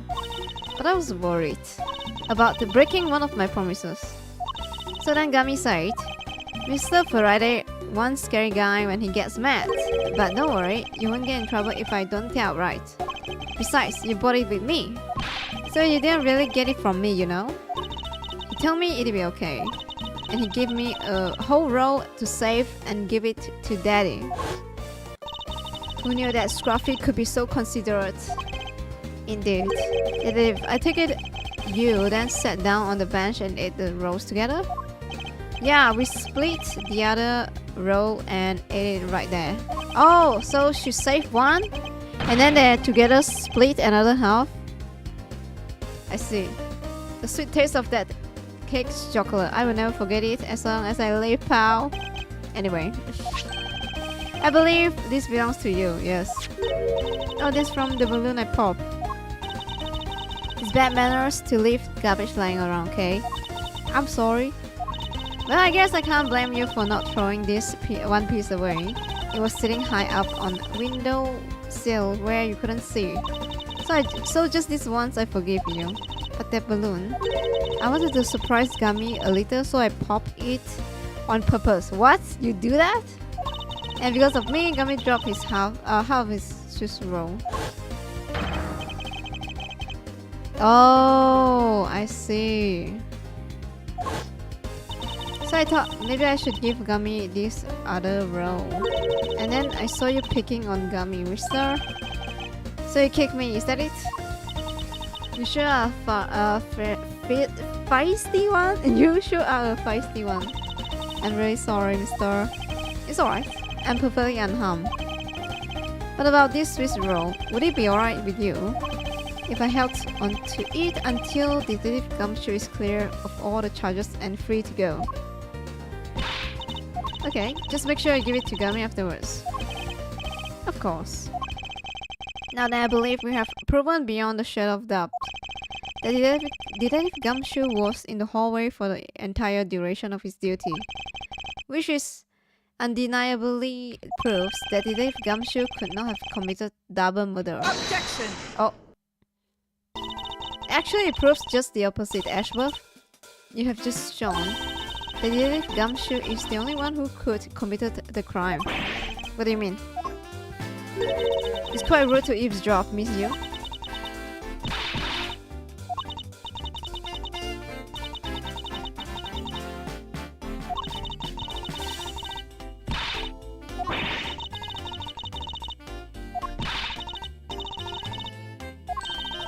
Oh, and what we have here? What is the child doing here in the courthouse? Believe? Take this child away? Oh shit. Oh, she ran away. What? Miss Catty stole you. That girl is Mr. Faraday's. I know, so what? You think that's just because she's the victim's daughter? She gets to just run wild all around the crime scene? You think it's actually quite... I think it's actually quite dangerous for her to speak nothing of getting underfoot. I suppose you're right, however. As long as we are in agreement on the point, let's get back to the real issue at hand. Now then, detective, you were in front of the door to lobby number 2 the entire time, correct? Yeah, but you see, isn't it obvious that it could only be the detective? He's the only one who could have gone into lobby number 2 at the time of the murders. I have no counter argument to that. Don't worry, I've already put in the necessary paperwork for his former arrest.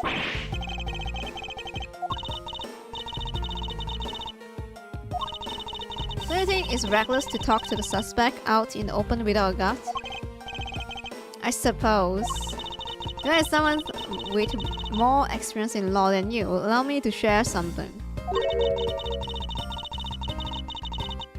Always keep a good eye on criminal, or you may regret what comes of your negligence. I can't believe you're letting this woman lecture you like this, Mouse. Oh my god.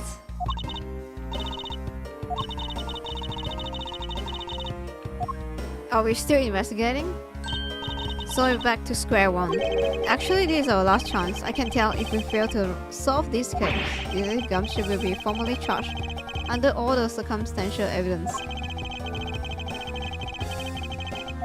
Just one more. Yeah, we haven't checked lobby number 1. The room where just now Miss You and Mr. Bad in. No? Yeah, lobby number 1. Here we go. Wait, I was just saying that.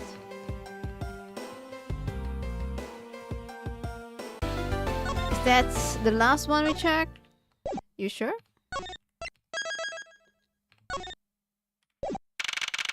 Oh, here.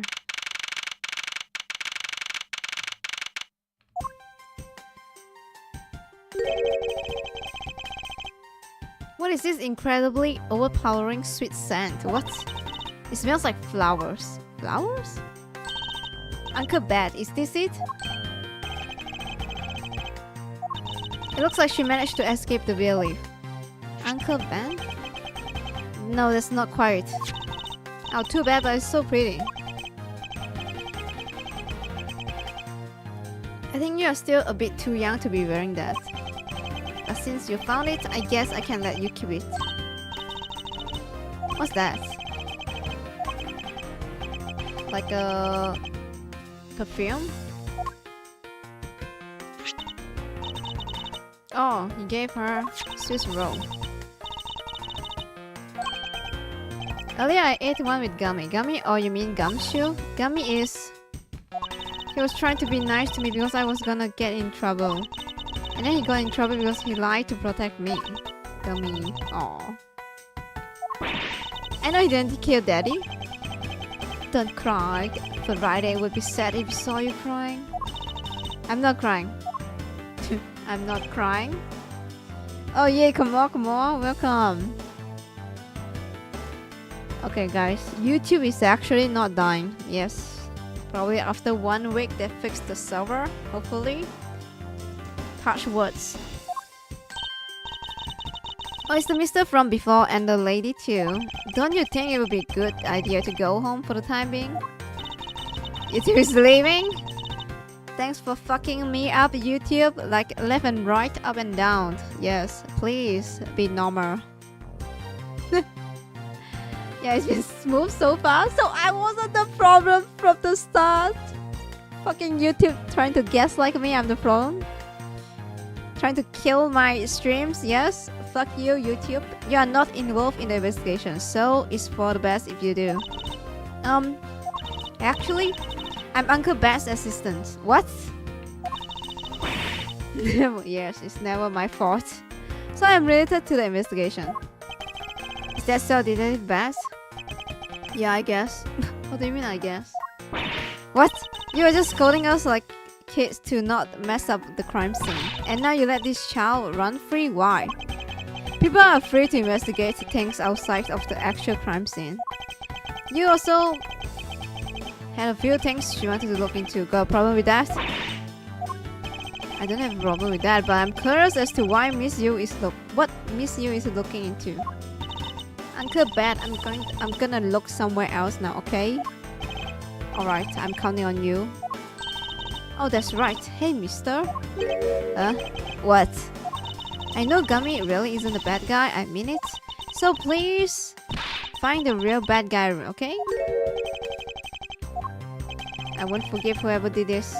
But in the absence of the perfect piece of testimony and evidence, there is no one else who could be the true culprit other than Detective Gumshoe. She wandered off while I was pondering. Oh, she went away.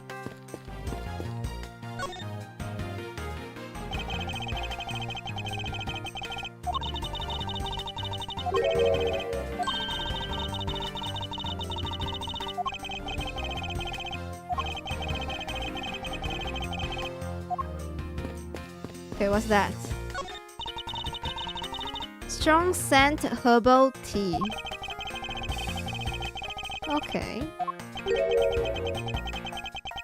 You put in a special request for that. No wonder she's so violent. If she'd been drinking this stuff the whole time. What the fuck? Neither woman should be allowed to comment on this particular topic ever. Oh my god, that's so lol.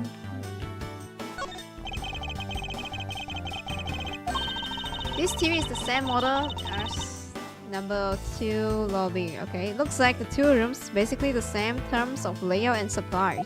Yes. The 2 rooms are basically the same, huh? Huh? The 2 rooms are basically the same? I need to check, you know? Are they basically the same?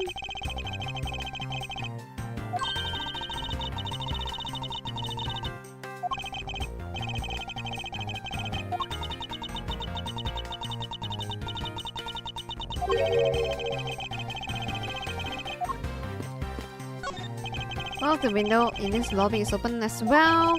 The air conditioner is working just fine in this room. So why did they open it? I wonder. Why did the So both rooms' window are open. Detective Bat, what exactly was Kay searching for? Nothing that concerns you, boy. Ooh. Oh, I suppose it has something to do with Kay. It does, because she's Faraday's daughter. Anyway, hurry up and get to the point. I don't have time to waste. It sounds like he'd rather to be left alone. I have something I'd like to confirm with you once again. I don't have anything to say to you. Be that as it may, we still have questions that we need answers to. Now then, first of all, what is the overpowering smell that permeating this room? Upon entering this room, I thought I was going to suffocate. Yeah, like he said, there's a strong smell. Ultra strong perfume you wears. She spilled some of it. It was having a bad time. Sorry, I was having a bad time of it myself. I didn't think twice and opened the window, but that smell's still here. Perfume, huh? So the sweet scent in the air is perfume. But it's giving quite a stench. I bet it's some cheap no-name brand. She said it's famous brand from overseas. It's a knockoff, yes. Why is she saying this? No disrespect, but she forced one of those bottles on me. Yeah, little girl, you can have it. I was born for much more expensive and refined perfume. However, seeing as how you just happen to have a spare, I suppose I will take it. Just say you want it, lol.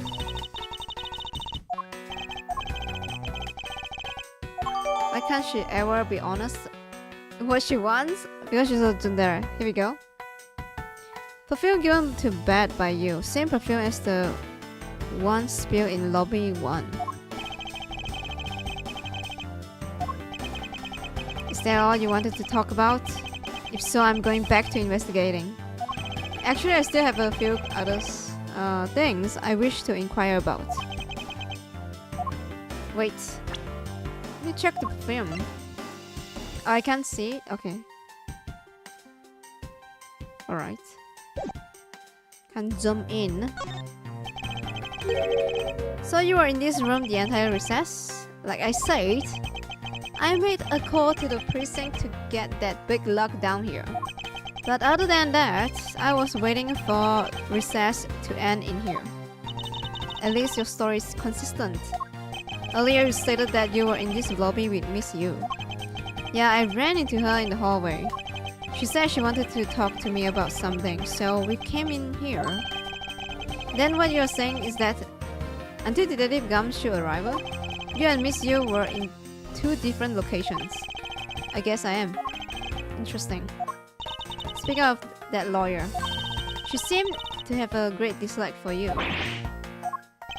Let's see, Miss Yu is the sister of the victim of KG8 incident, and as I recall, Detective Bat was the lead detective on the case. I wonder if the reason for her to disdain isn't simply because you failed to guard CC, but because you were the lead detective of the case. You knew. I also know that today's trial involving the Cortopian embassy staff members.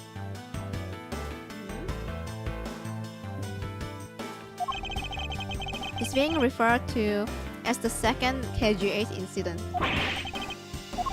Now then, detective, I believe it's time you were honest with me and told me the truth behind your relationship with Miss Yu and Mr. Faraday and the KG8 incident. If you already know that much, I guess it'd be alright to tell you. Now then, here we go. It's not exactly a happy story, other than the people who were directly involved. You two will be the first to hear what I'm about to tell. Law drop? The honest truth behind the KG8 incident, okay? Big law drop, please. I've been waiting. Friday, you and I. As you already know, we three were involved with the KG8 incident. Friday and I were originally on the trail of the smuggling ring. You mean the smuggling case involving one of the Amana Group secretaries? Wait, what? Secretaries? Secretaries? What did you say? Secretaries. Secret. That trial was just a front. A facade. Yeah, but the case became tainted. All because the witness who was going to testify about the Amana Group ties to the smuggling ring, CCU, was killed. Then what became of the secretary who was arrested? His name was Colin Devore. To be honest, the guy didn't know a thing about the smuggling ring, but he confessed to knowing about it anyway. Devore was probably being intimidated by the big boss man, just another scapegoat. The boss man of Amana Group. He can't seriously mean Mr. Ernest Amano. That can't be right. It's probably just detective bad personal hypothesis. What is he trying to do? Suspecting Mr. Amano of being involved with smuggling? Oh.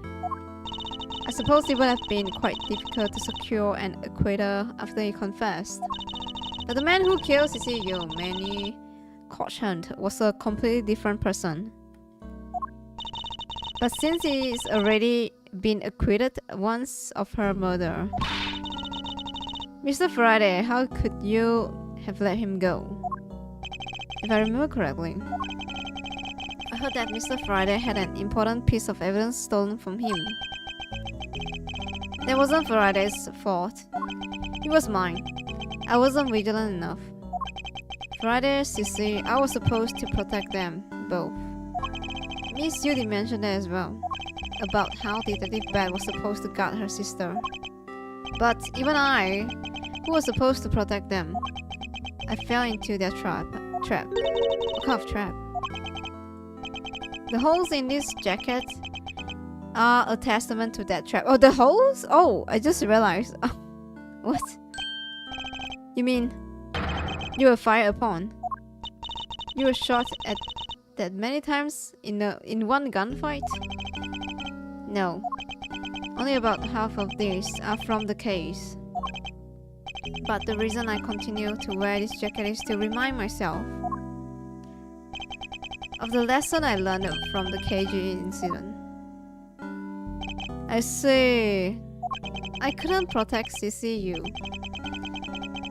And the suspect was found not guilty. We had to hit a brick wall as far as the law was concerned. And that's when she came into the courtroom, the victim's sister. That's when I first met Kadisto Yu.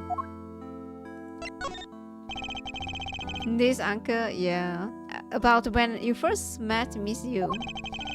It was on the day the verdict of KG8 incident was handed down, was it not? Yes, Friday and I apologized to her from the bottom of our hearts. It was all we could do, but just saying you are sorry won't bring my sister back, she said. And then she gave me a hard slap across the face. Well, she certainly had a lot of self-control to stop at just a slap. If it were me, not even 100 lashes would have been punishment enough. I suppose not. You said herself that she never wanted to see either of us ever again. But after that, you have seen her many times over, correct? Yeah, Friday and I, even after the KG8 incident had come to a close, we continued to hunt down the smuggling ring and got involved in variety cases. But it was no use. We cracked so many different cases.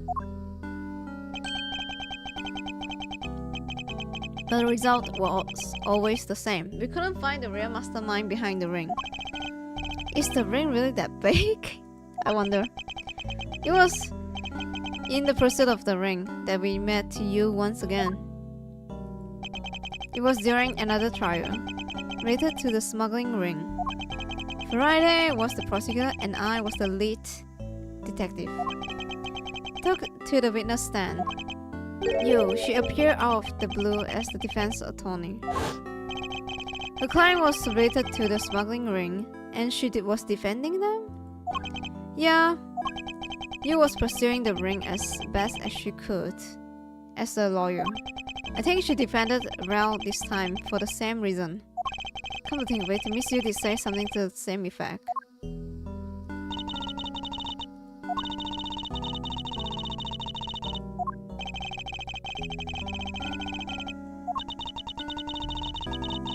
Yeah, she said that.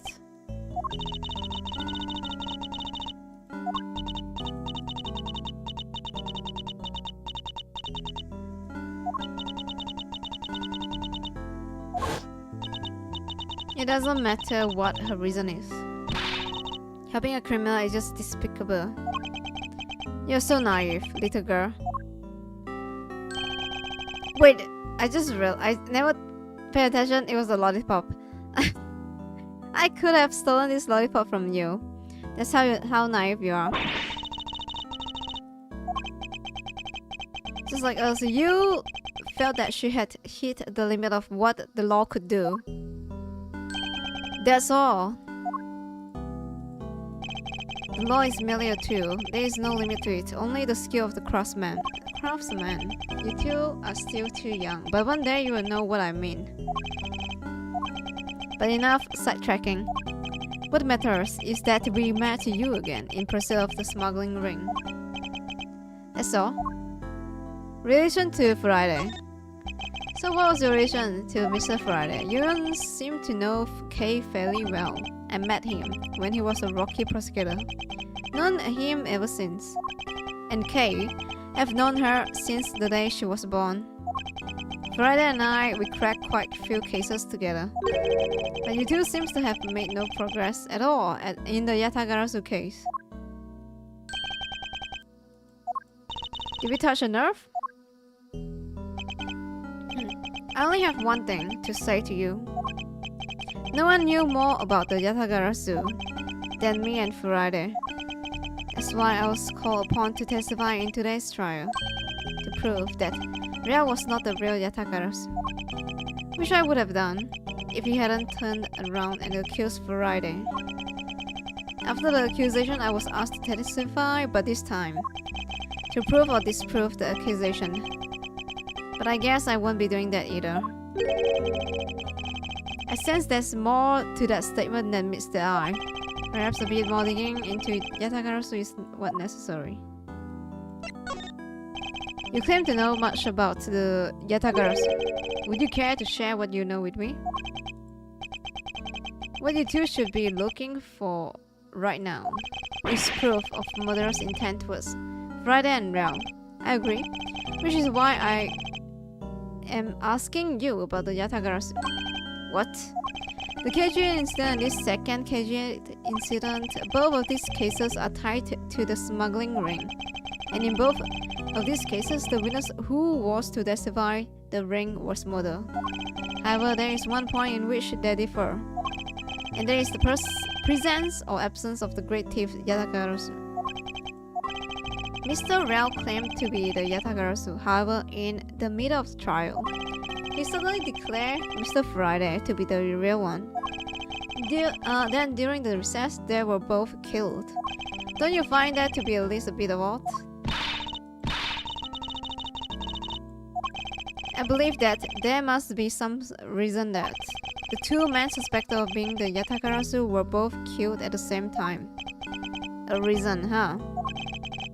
And so in order to catch Mr. Friday and Mr. Real cold-blooded killer, I feel that I need to learn as much as I can about Yatakarasu.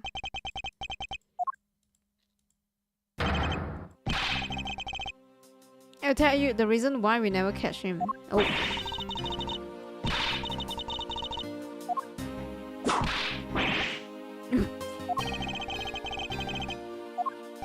There are three main reasons why the Yatakarasu will always be one step ahead.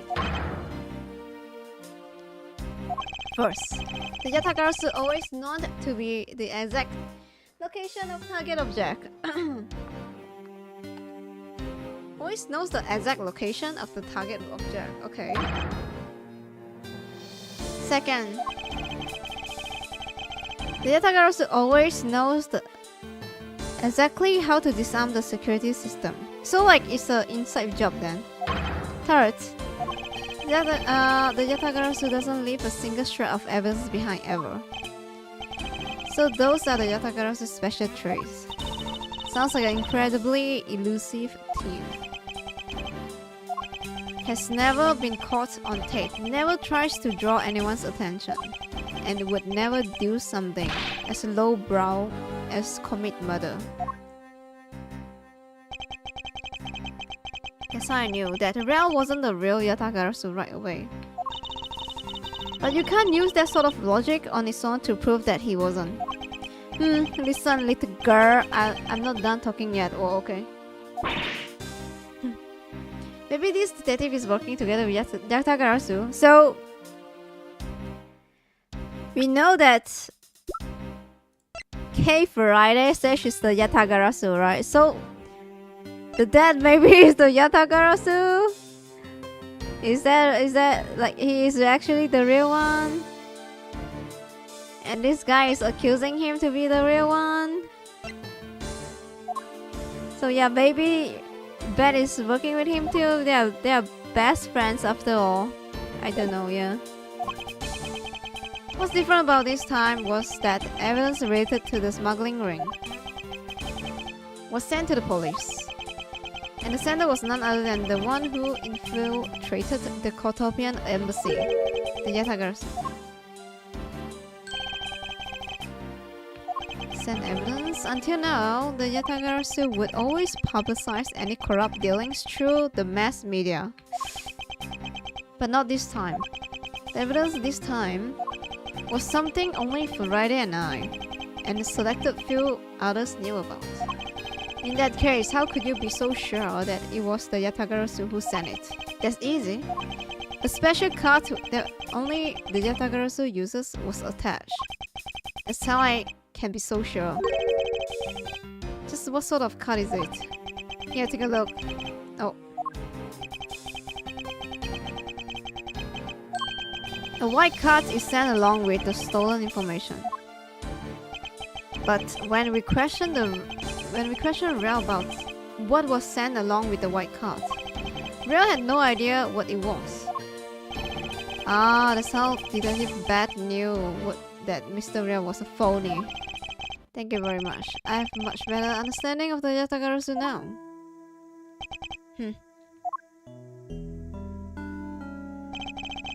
Excuse me, Mr. Ashworth. Yes. His Honor would like to transfer the evidence from today's trial over to you. Okay.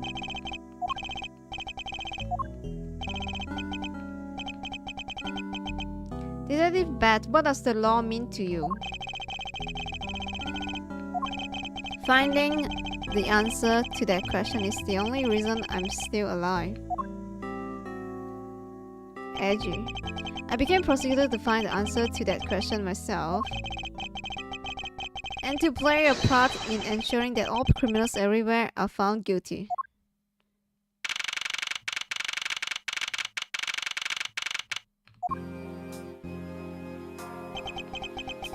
Oh, it's still Mr. Ashworth's side. It appears that His Honor is still a bit dispirited. For the first time today, I experienced what it's like to stand at the witness stand.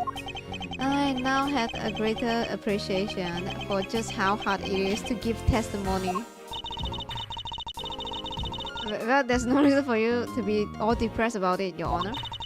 As a judge, no one expects you to think about anything other than the verdict. Francisca, there is no need to further depress His Honor. I'm not trying to, Mouse. Your Honor. Eh? Your Honor, I've come to collect the evidence that was to be transferred to me. Eh? Why is this so depressed? Your Honor, the evidence? Your Honor.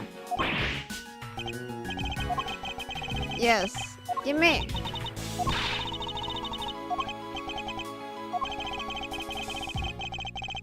I would accept that the defense attorney has yet to arrive. She is busy with the investigation. So let's keep this brief, shall we? Very well. In that case, please confirm that all the pieces of evidence are present. Okay.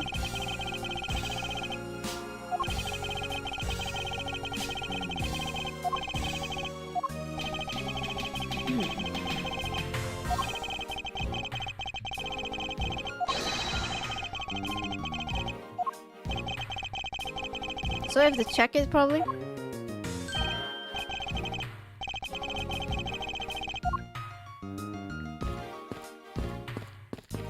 Oh, hello?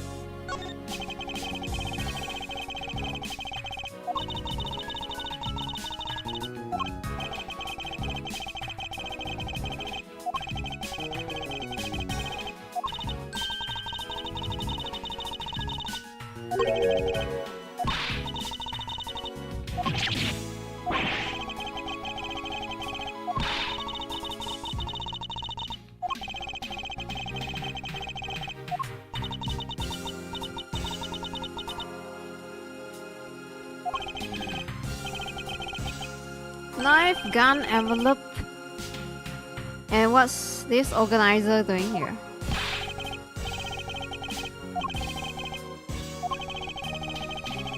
They just found Mr. Friday's personal organizer inside the evidence bag of his. Okay.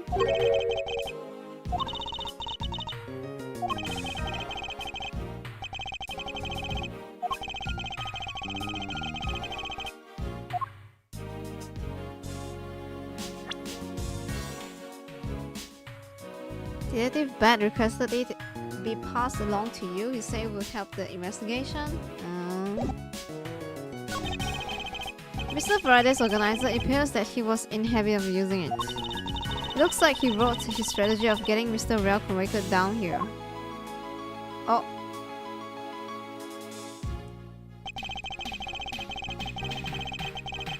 I have collected the evidence I need to prove that Rel was the killer. Between the handgun, Rel, and a head on him, when he was arrested and the surveillance tape, I should be able to prove that he was the one.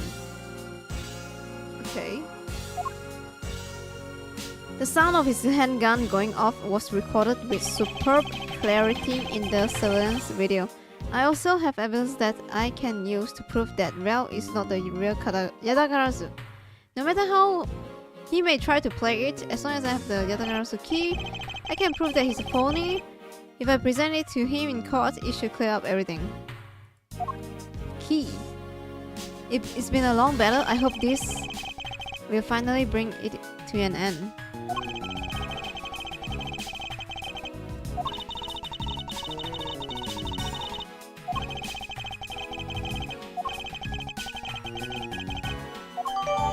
Okay. There's a picture stuck between these pages here. What the? Oh, this is the Yatagarasu key.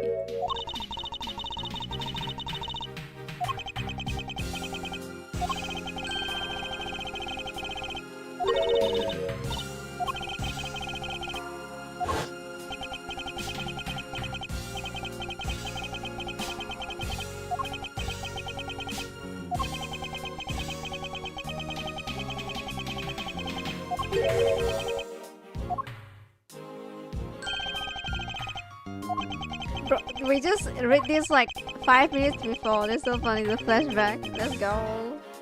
The Naruto flashback. Wait, are they gonna play everything? I just read this. Hello? Okay. Mr. Friday must have been trying to keep this secret key safe. As the prosecutor on both the Yatagarasu and smuggling ring cases, that's to be expected. Okay.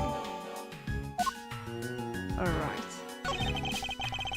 I took a quick look through this document before the trial started. Okay.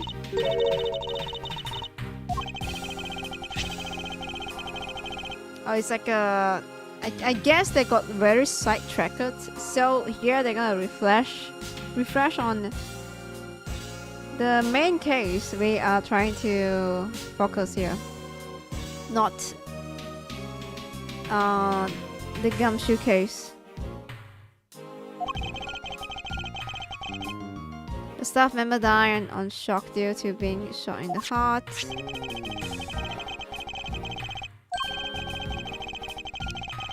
The gumshoe lying was kind of funny. I guess it's more like a prolong the case and the story. But it was funny.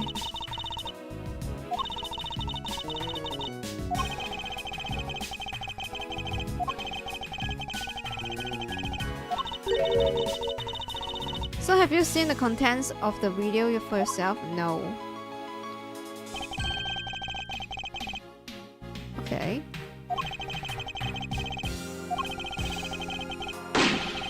Even the sound of the gunshot was clear, crystal clear.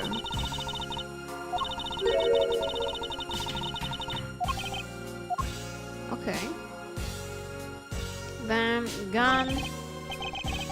This gun was originally used to kill Kotopian embassy staff members.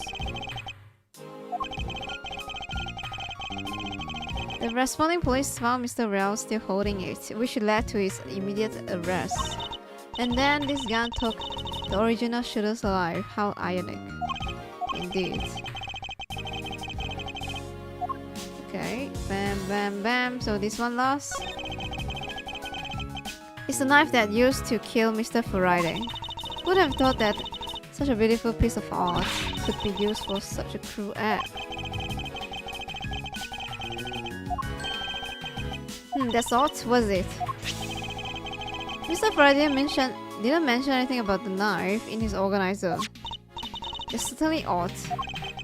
The weapon was used to kill the Kotopian embassy staff member was a gun.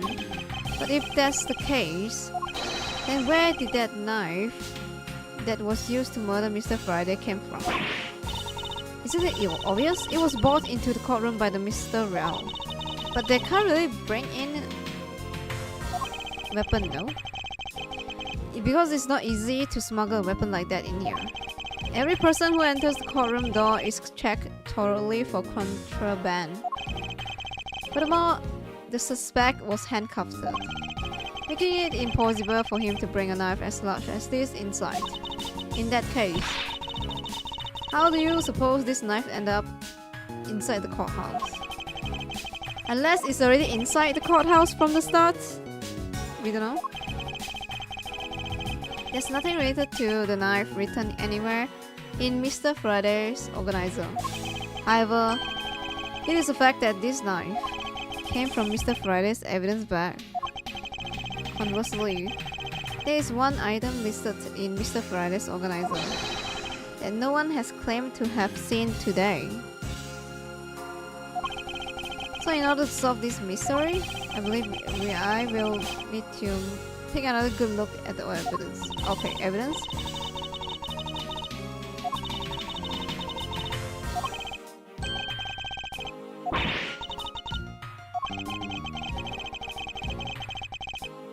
One of the pieces of evidence we have been holding has been hiding a secret of its own. Okay. Oh my god, I haven't saved.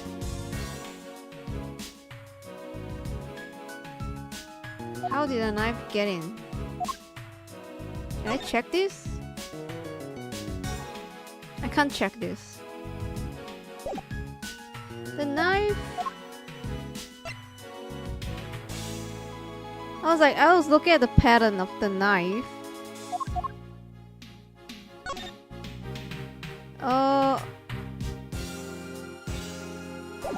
pattern.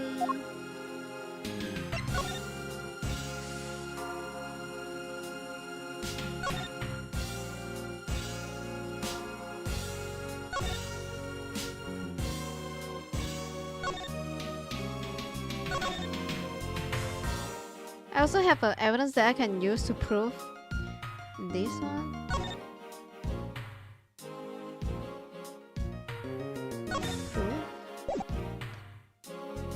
Could be the key. The key and the knife look same pattern. Not pattern, probably the brown. Yeah, probably it's either the key or the box organizer. It has a rather unusual shape. Here we go, no? Like, kind of weird. Take that!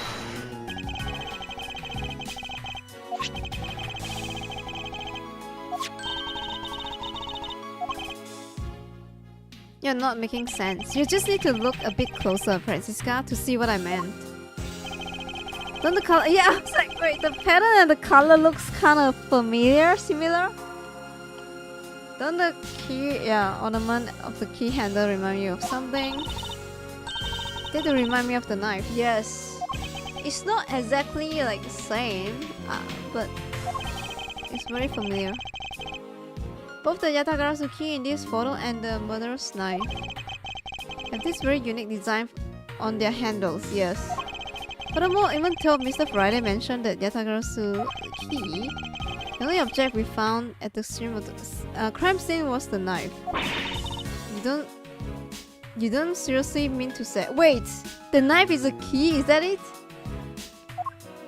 We can check. Maybe? It appears that you have finally caught up. And yes, I don't mean to say that these two pieces are in fact the same. But that's impossible. Even if that's what you believe, we should still try to investigate this possibility. Clip knife? Probably? Oh, right, look! Oh, you can open it probably, and then like, twist it?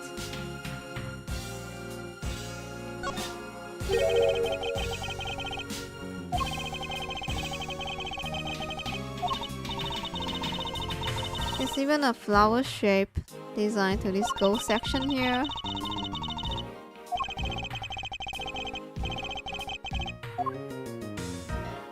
Oh, what the? Sorry. What the? What's this?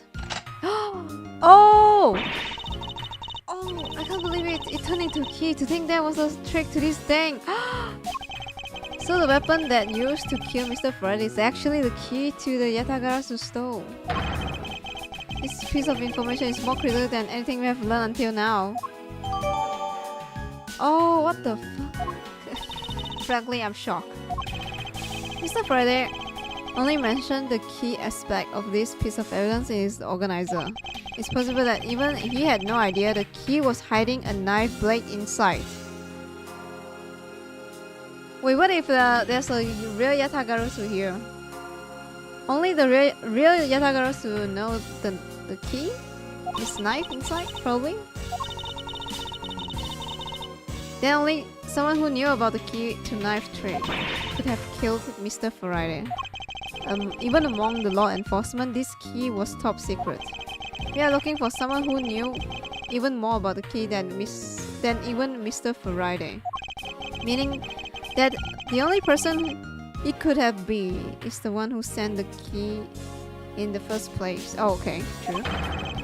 The great thief Yatagarasu in himself, or herself. Then maybe Mr. Rel really was the Yatagarasu. And he was the one who killed Mr. Friday. Isn't that one possible scenario? No, not really. Especially since Mr. Friday was absolutely convinced that Mr. Rel was not the real one. Besides, as Detective Bat said earlier, he didn't even know the calling card, yeah. The card thing. What's that, yeah?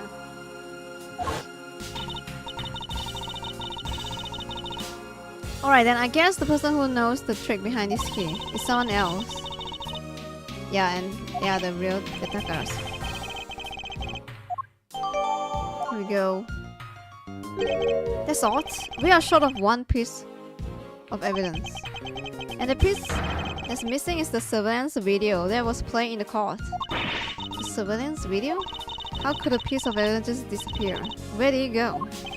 The video showing... Oh, it's in the TV though? The TV, you have the player in the room. The video showing the moment where which Mr. Real committed the murder. Where could it have gone indeed? Are you done with your inspection of evidence? Yes. I'm finished, however, Your Honor. I'm missing a single piece of prosecutorial evidence.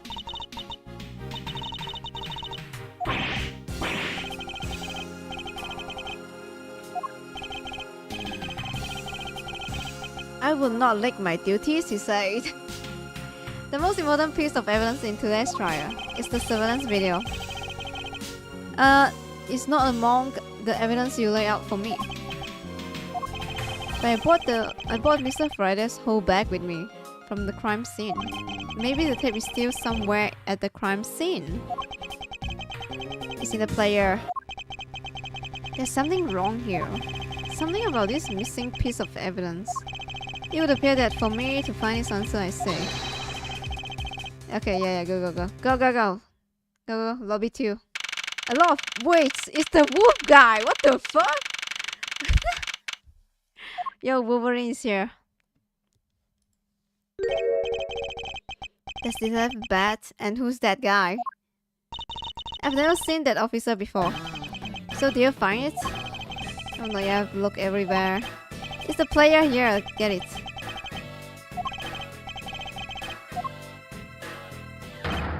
I swear the one running this show. Prosecutors like you shouldn't be even allowed at the crime scene. How dare you? Just who do you think you are? Oh, bro, just shit talk and leave. Lol.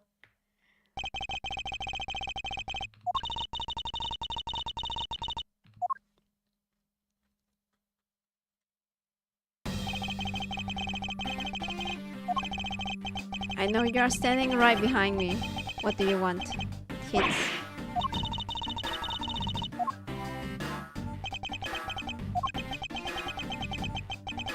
I have eyes on the back of my head, lol.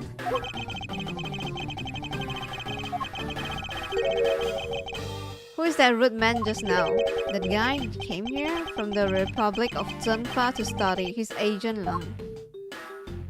He's tried everything he can to revive the lost honor of his family. Oh yeah, his secretary mentioned that before.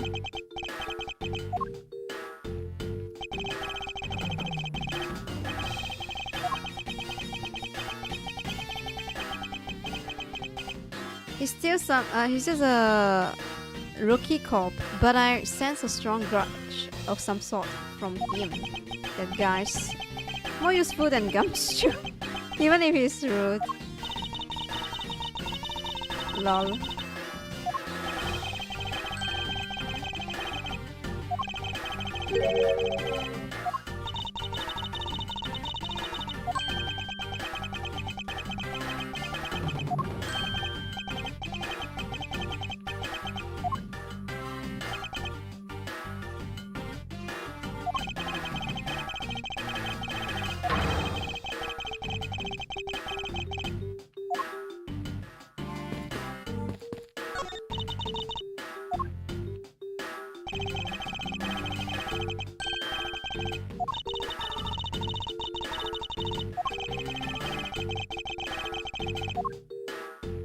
Oh, no more? Okay. I'm just gonna check. Objection! Is the table here all along? Wait, it's copy and paste, then why did the plant like different... The plant is at different... The plant is here, why?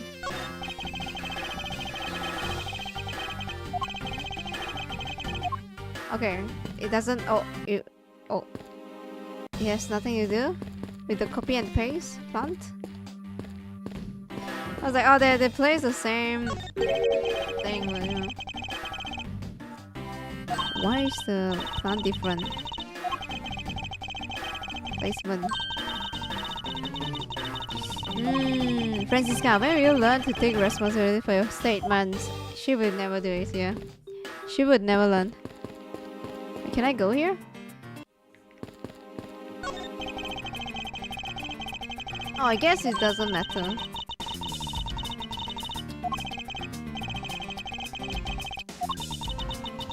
I wonder why the window is closed. Okay. Oh. Can't check the window. The curtains are shut tight.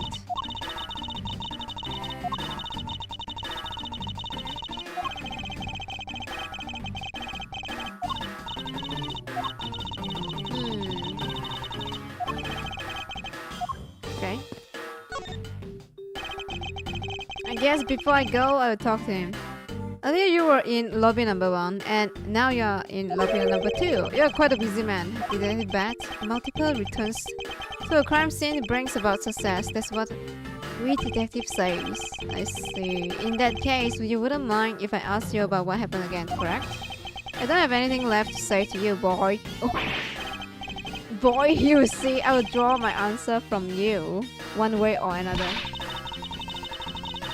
Would it kill you to help us even a tiny bit in our investigation? I gave Friday notebook to Judge earlier. That's help enough, don't you think? Oh, true. He's the one that gave us the evidence. Please, we are asking you for just a bit more of your cooperation. Don't push me, kid. I'd like to ask you once again about what happened around here at the time of the crime. I refuse to answer. Any more investigating you do would be a waste of time. Besides, how am I supposed to answer a question about things I don't know about? Things you don't know about? But aren't you supposed to know everything? He should. Wait, is it possible? Maybe he doesn't know about the trick behind that piece of evidence. I should try showing it to him. Oh, it may prove to be the key getting some answers from Detective Bat. The key? The knife and the key probably, like, they can change shape. Okay.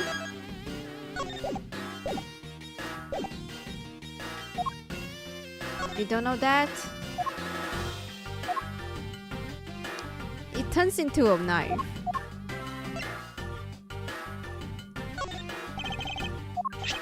Do you know that, do you know of the existence of the item in this photograph? Of course, I did. It's my job to know everything related to the Yatagarasu case. In that case, let me ask you something. Do you know that the knife that killed Mr. Friday and this Yatagarasu key are one and the same? What? It's impossible. It looks like he didn't know after all.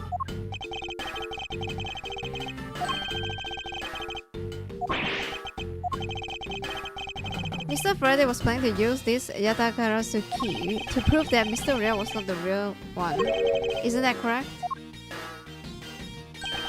I guess so. However, Mr. Friday had no idea that it was in fact a knife.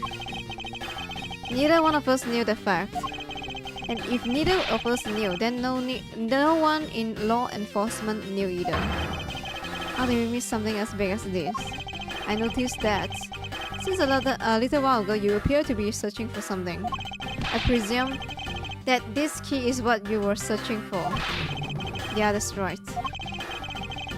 And why were you searching for it?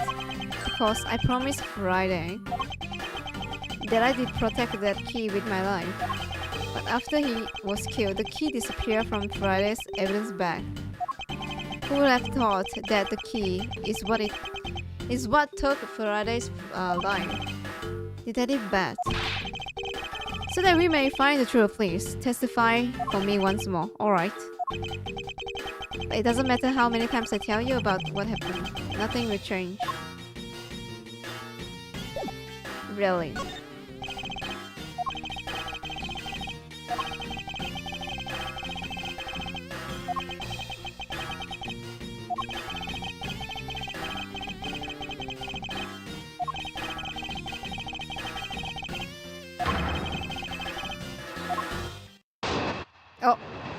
here? I was in lobby number 1 talking with you. We were talking about some tribal things. I heard the gunshot right before the trial was about to reconvene. When we heard it, you and I immediately dashed out into the hallway together. I saw Gumshoe goofing around there, and then we all ran into lobby number 2. Nothing changed.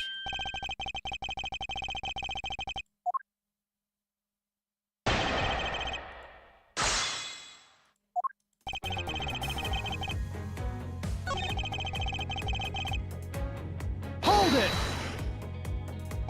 I was hoping you could expand what exactly you were discussing with Miss Yu.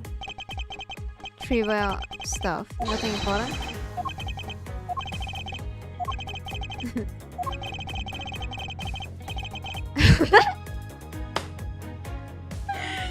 What the fuck? Trivial stuff, it was nothing important. That's for me to decide. Alright, I suppose that's for him to decide. Moving on then. Lol, what the fuck? Okay, fine. Fine.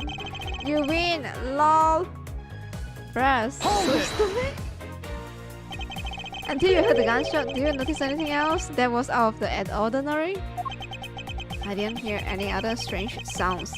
No way, you're lying, because there's a balloon pop. What are you talking about?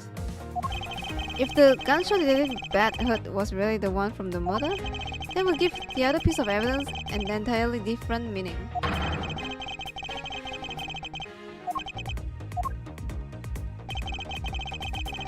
Until that gunshot. Okay, here we go. What about the balloon pop? You're in the room, no? You should heard it. Where? Can I present this or what?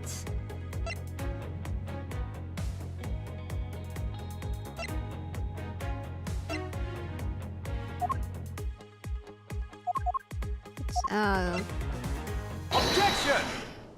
Okay, here we go. Thank God. Getting back, does this balloon fragment remind you of something?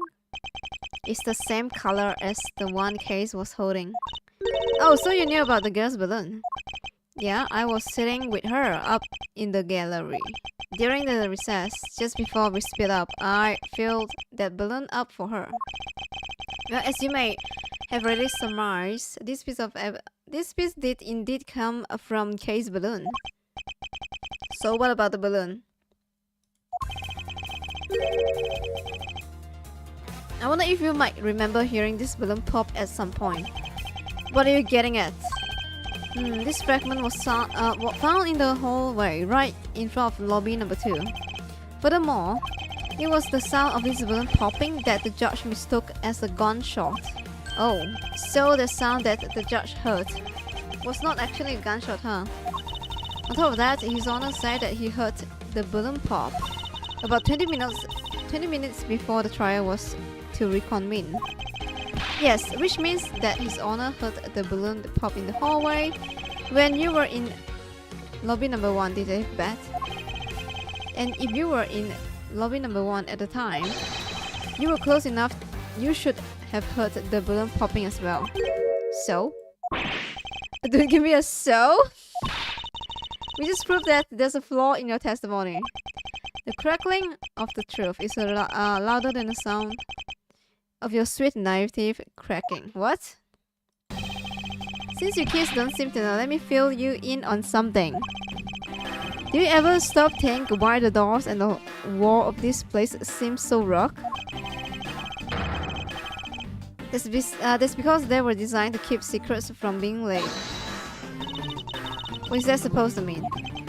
Doors and the walls are super thick. The window panes are double layer. To top it all off, even the curtains are made of a special sound-absorbing material. Then you mean, since I was shut up inside lobby number 1, there's no way I could have heard that sound. I knew that's what he was going to say. And that means that scruff-faced testimony is completely useless. If the rooms are soundproof, then of course he wouldn't have heard any sign of struggle. Oh, true! That's also why it's only natural that I didn't hear the balloon popping. Now, do you get it, kids?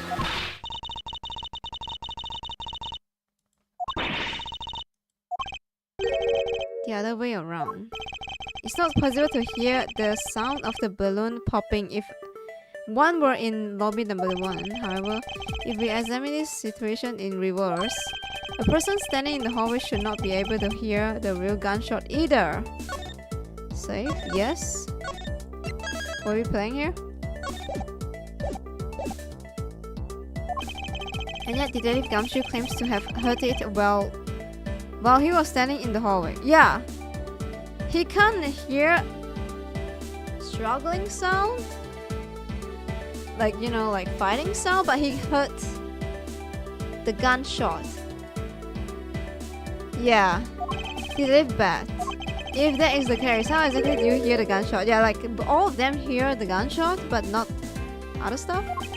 What do you mean? How? I just did. It would appear that you have yet to realize the contradiction in your own words. Oh, how so? If the rooms are soundproof as you say they are, then how did the sound of the gunshot enter your ears? I see what you mean. I guess I'm more out of it from Faraday's murder than I had thought. Which means what exactly, Mouse? In the end, what does it all boil down to? She's like, what? It boils down to this. There must be a reason as to how Detective Bat and Detective Gumshoe heard a gunshot that theoretically couldn't have. Oh! I know. It's the videotape, no? For him. Videotape, maybe? The videotape has a gunshot, no? But I don't know Gumshoe.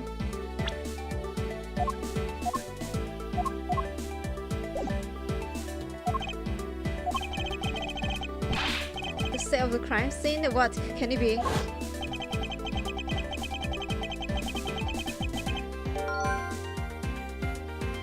Oh, wait.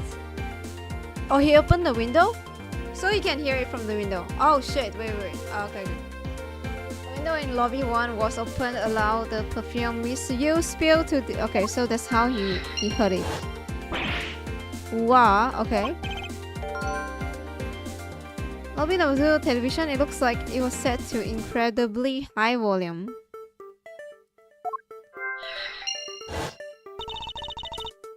Surveillance video?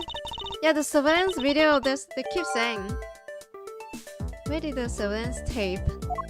It's on the TV, my man.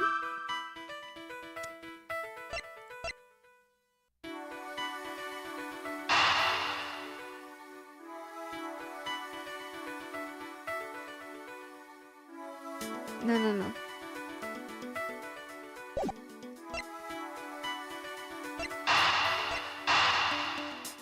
Television?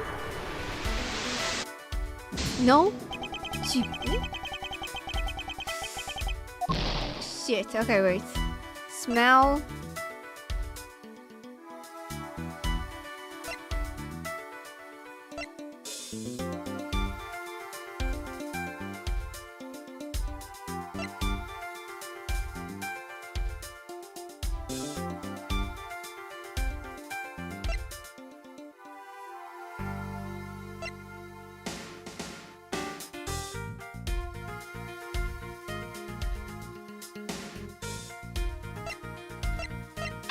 Number 2. What? I don't get it.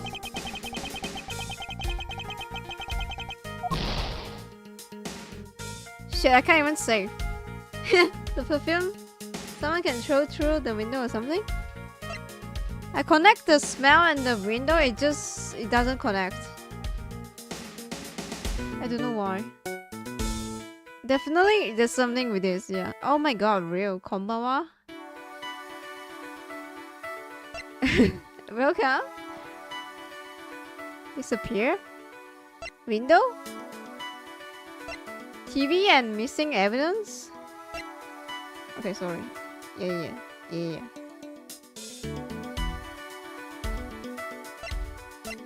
Wait, I did. I connect window and smell the perfume, then it doesn't work. Then I connect missing evidence and TV. Okay, guys, I have to save after this. It doesn't connect. Yeah, look at that. Ah. Okay, guys, I have to save. Please, don't. Okay, let me tell you guys what I have tried. What I haven't tried. Shit. Okay, I have tried connect this with the smell. No.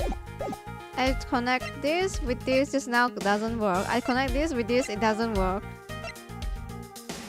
Window and loud noise. Because like, I saw number 2 lobby and number 2 lobby. I was like, okay, connect, no.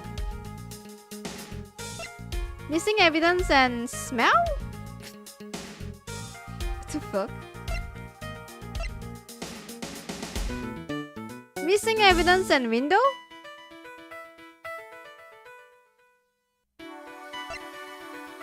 Someone throw the missing evidence out the window, is that it? No, I have no fucking idea, man.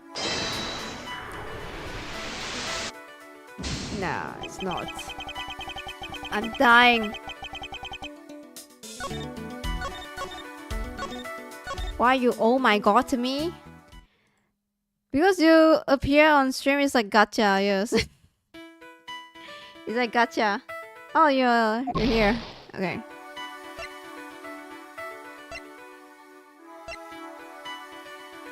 Window.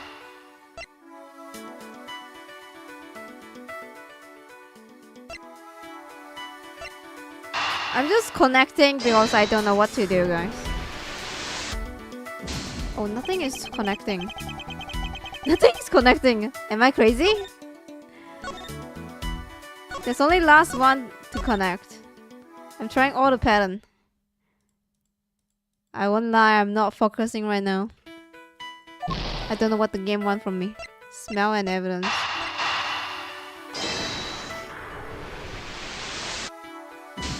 What?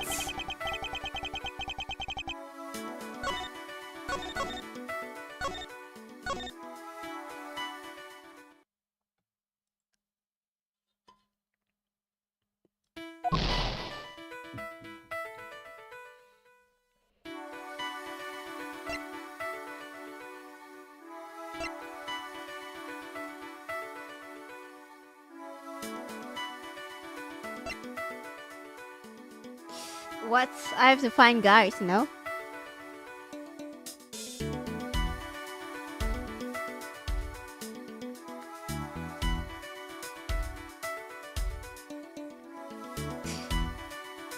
Wait, my YouTube is still alive. That is so funny. Alright, real. Okay, yes.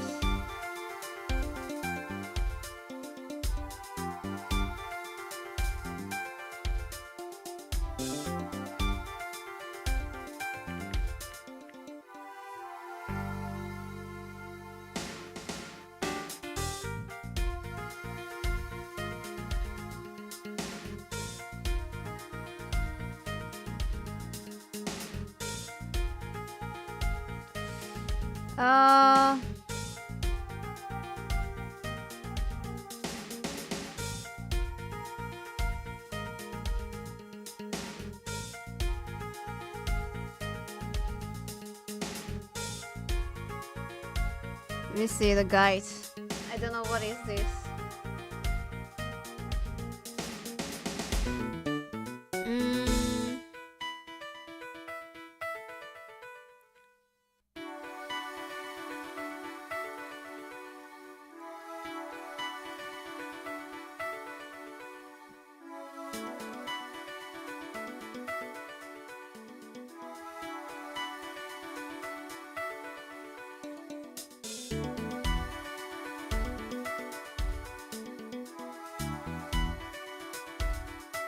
Connect lobby number 2 video with dissipating smell. Wait, what? Connect.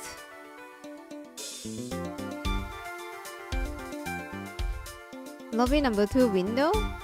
I connect. The first thing I do is this. What the fuck? What? The first thing I do is this too. What? Did I select the perfume first and then the window? That's why it doesn't work? Is that how it is? Oh my god, what the fuck, bro? Okay.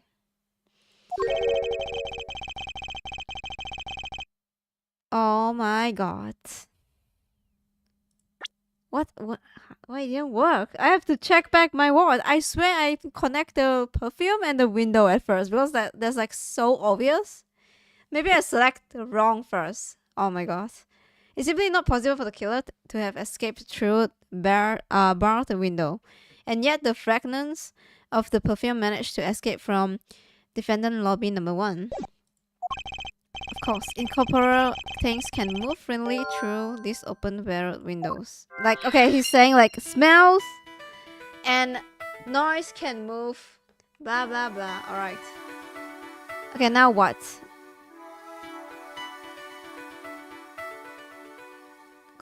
Connect very loud and open windows.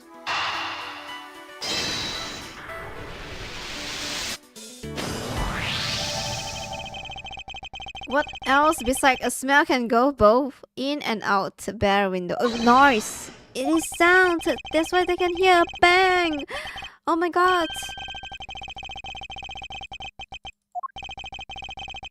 Oh, so, yeah. Detective Gumshoe was eating the Swiss roll and the window was open. So you can hear the bang sound. And here as well, I guess. Okay. I get it. Now what? Yeah. The missing piece of evidence is the video that shows the moment in which Mr. Rao killed the embassy staff members. The sound of the gunshot left quite an impression on me when it was played during the trial. So I guess the gun sound was from a video at room number 2. Someone played the tape, probably. The evidence that the missing evidence created for me is the gunshot sound that no one should have been able to hear in the first place.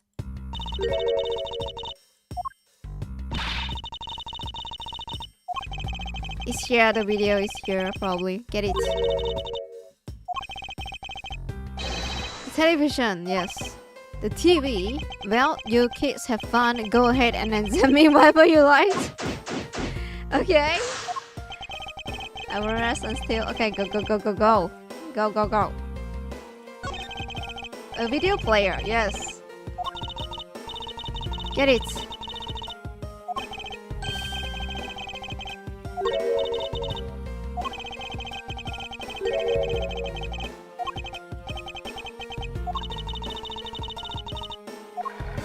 Rewind and see what we have.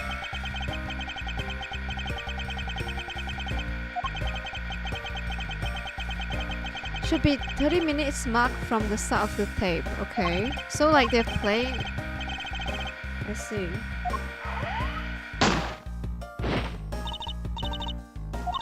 Here's the footage. Yes, so we found the evidence is here.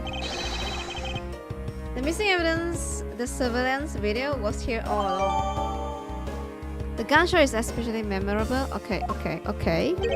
It sounds. What's the meaning of this? It appears that Detective Bat has figured out the true source of the gunshot he heard. With this, I think we can figure out the trick behind this double murder. Do you mean you have figured it all out then? Yes, all I have to do now is to show what the gunshot Detective Bat and Gumshoe heard was. And through where they heard it from.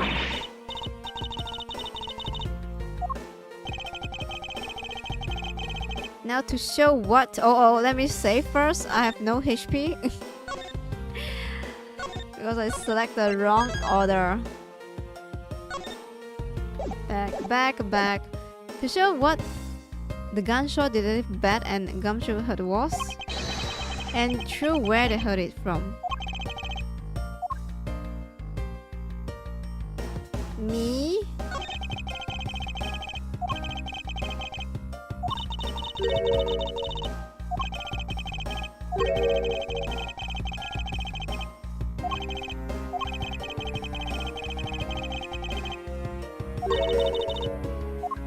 Seems like the video suddenly stopped. Okay.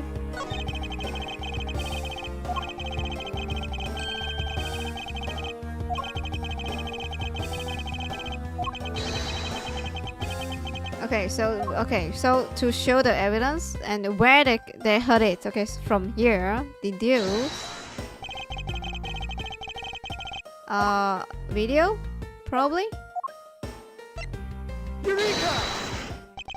If the door and the window to the crime scene, namely this room that we are in, were closed, the killer could have used the gun and no one would have been wiser. That's true. The courthouse does seem to be the well designed for such thing as it were. However, what happened in reality was they leave gumshoe, they leave bad and miss you. All three of them heard the gunshots. Well, the window in lobby number 1 and 2 and the hallway were open, so naturally the people in those locations could hear it. But then, why would the criminal open the window in the first place? Oh, I see. So the killer is Miss Yu. She's the one that spilled the perfume, no? I see, yeah, she's the killer. She deliberately spilled the perfume to open up the window so Mr. Bad can hear the gunshot. Probably. I don't know about Gumshoe. I don't know why that one open.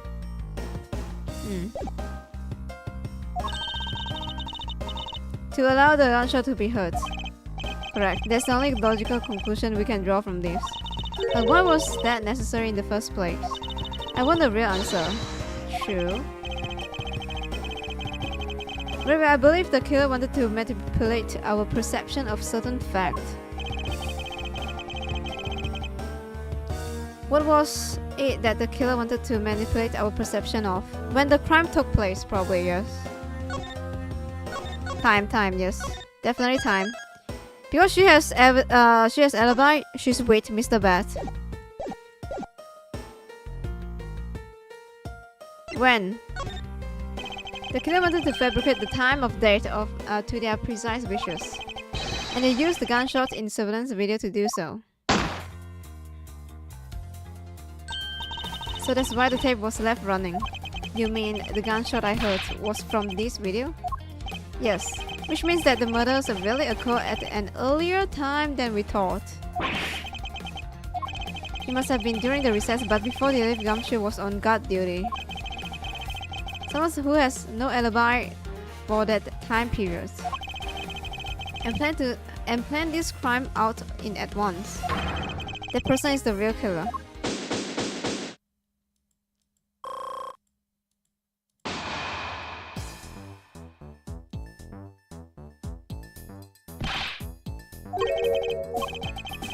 Miss Yu is asking for you. Yeah, it's her. I think she's the killer. She says she's identified the murderer and that she wants to clarify something. It looks like Miss Yu is still investigating something. Understood. Okay, I guess we have to give it her.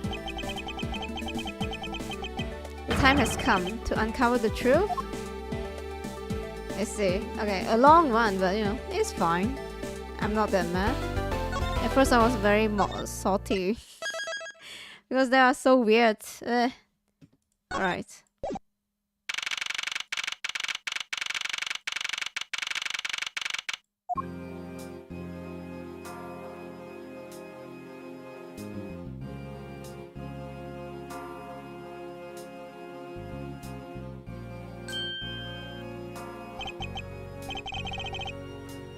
Okay. I was safe.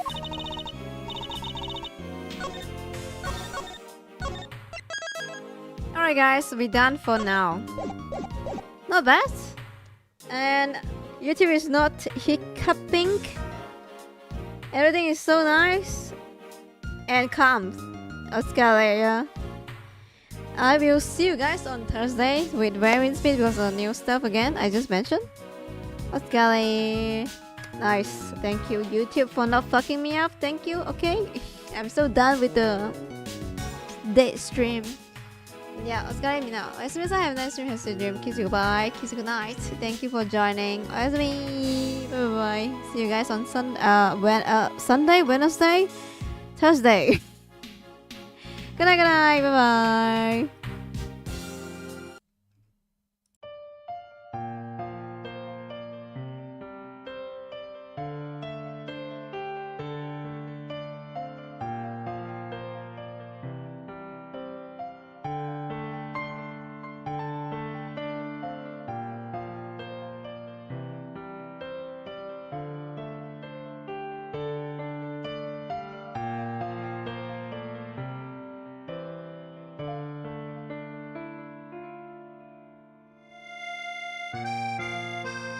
Good night. Bye bye.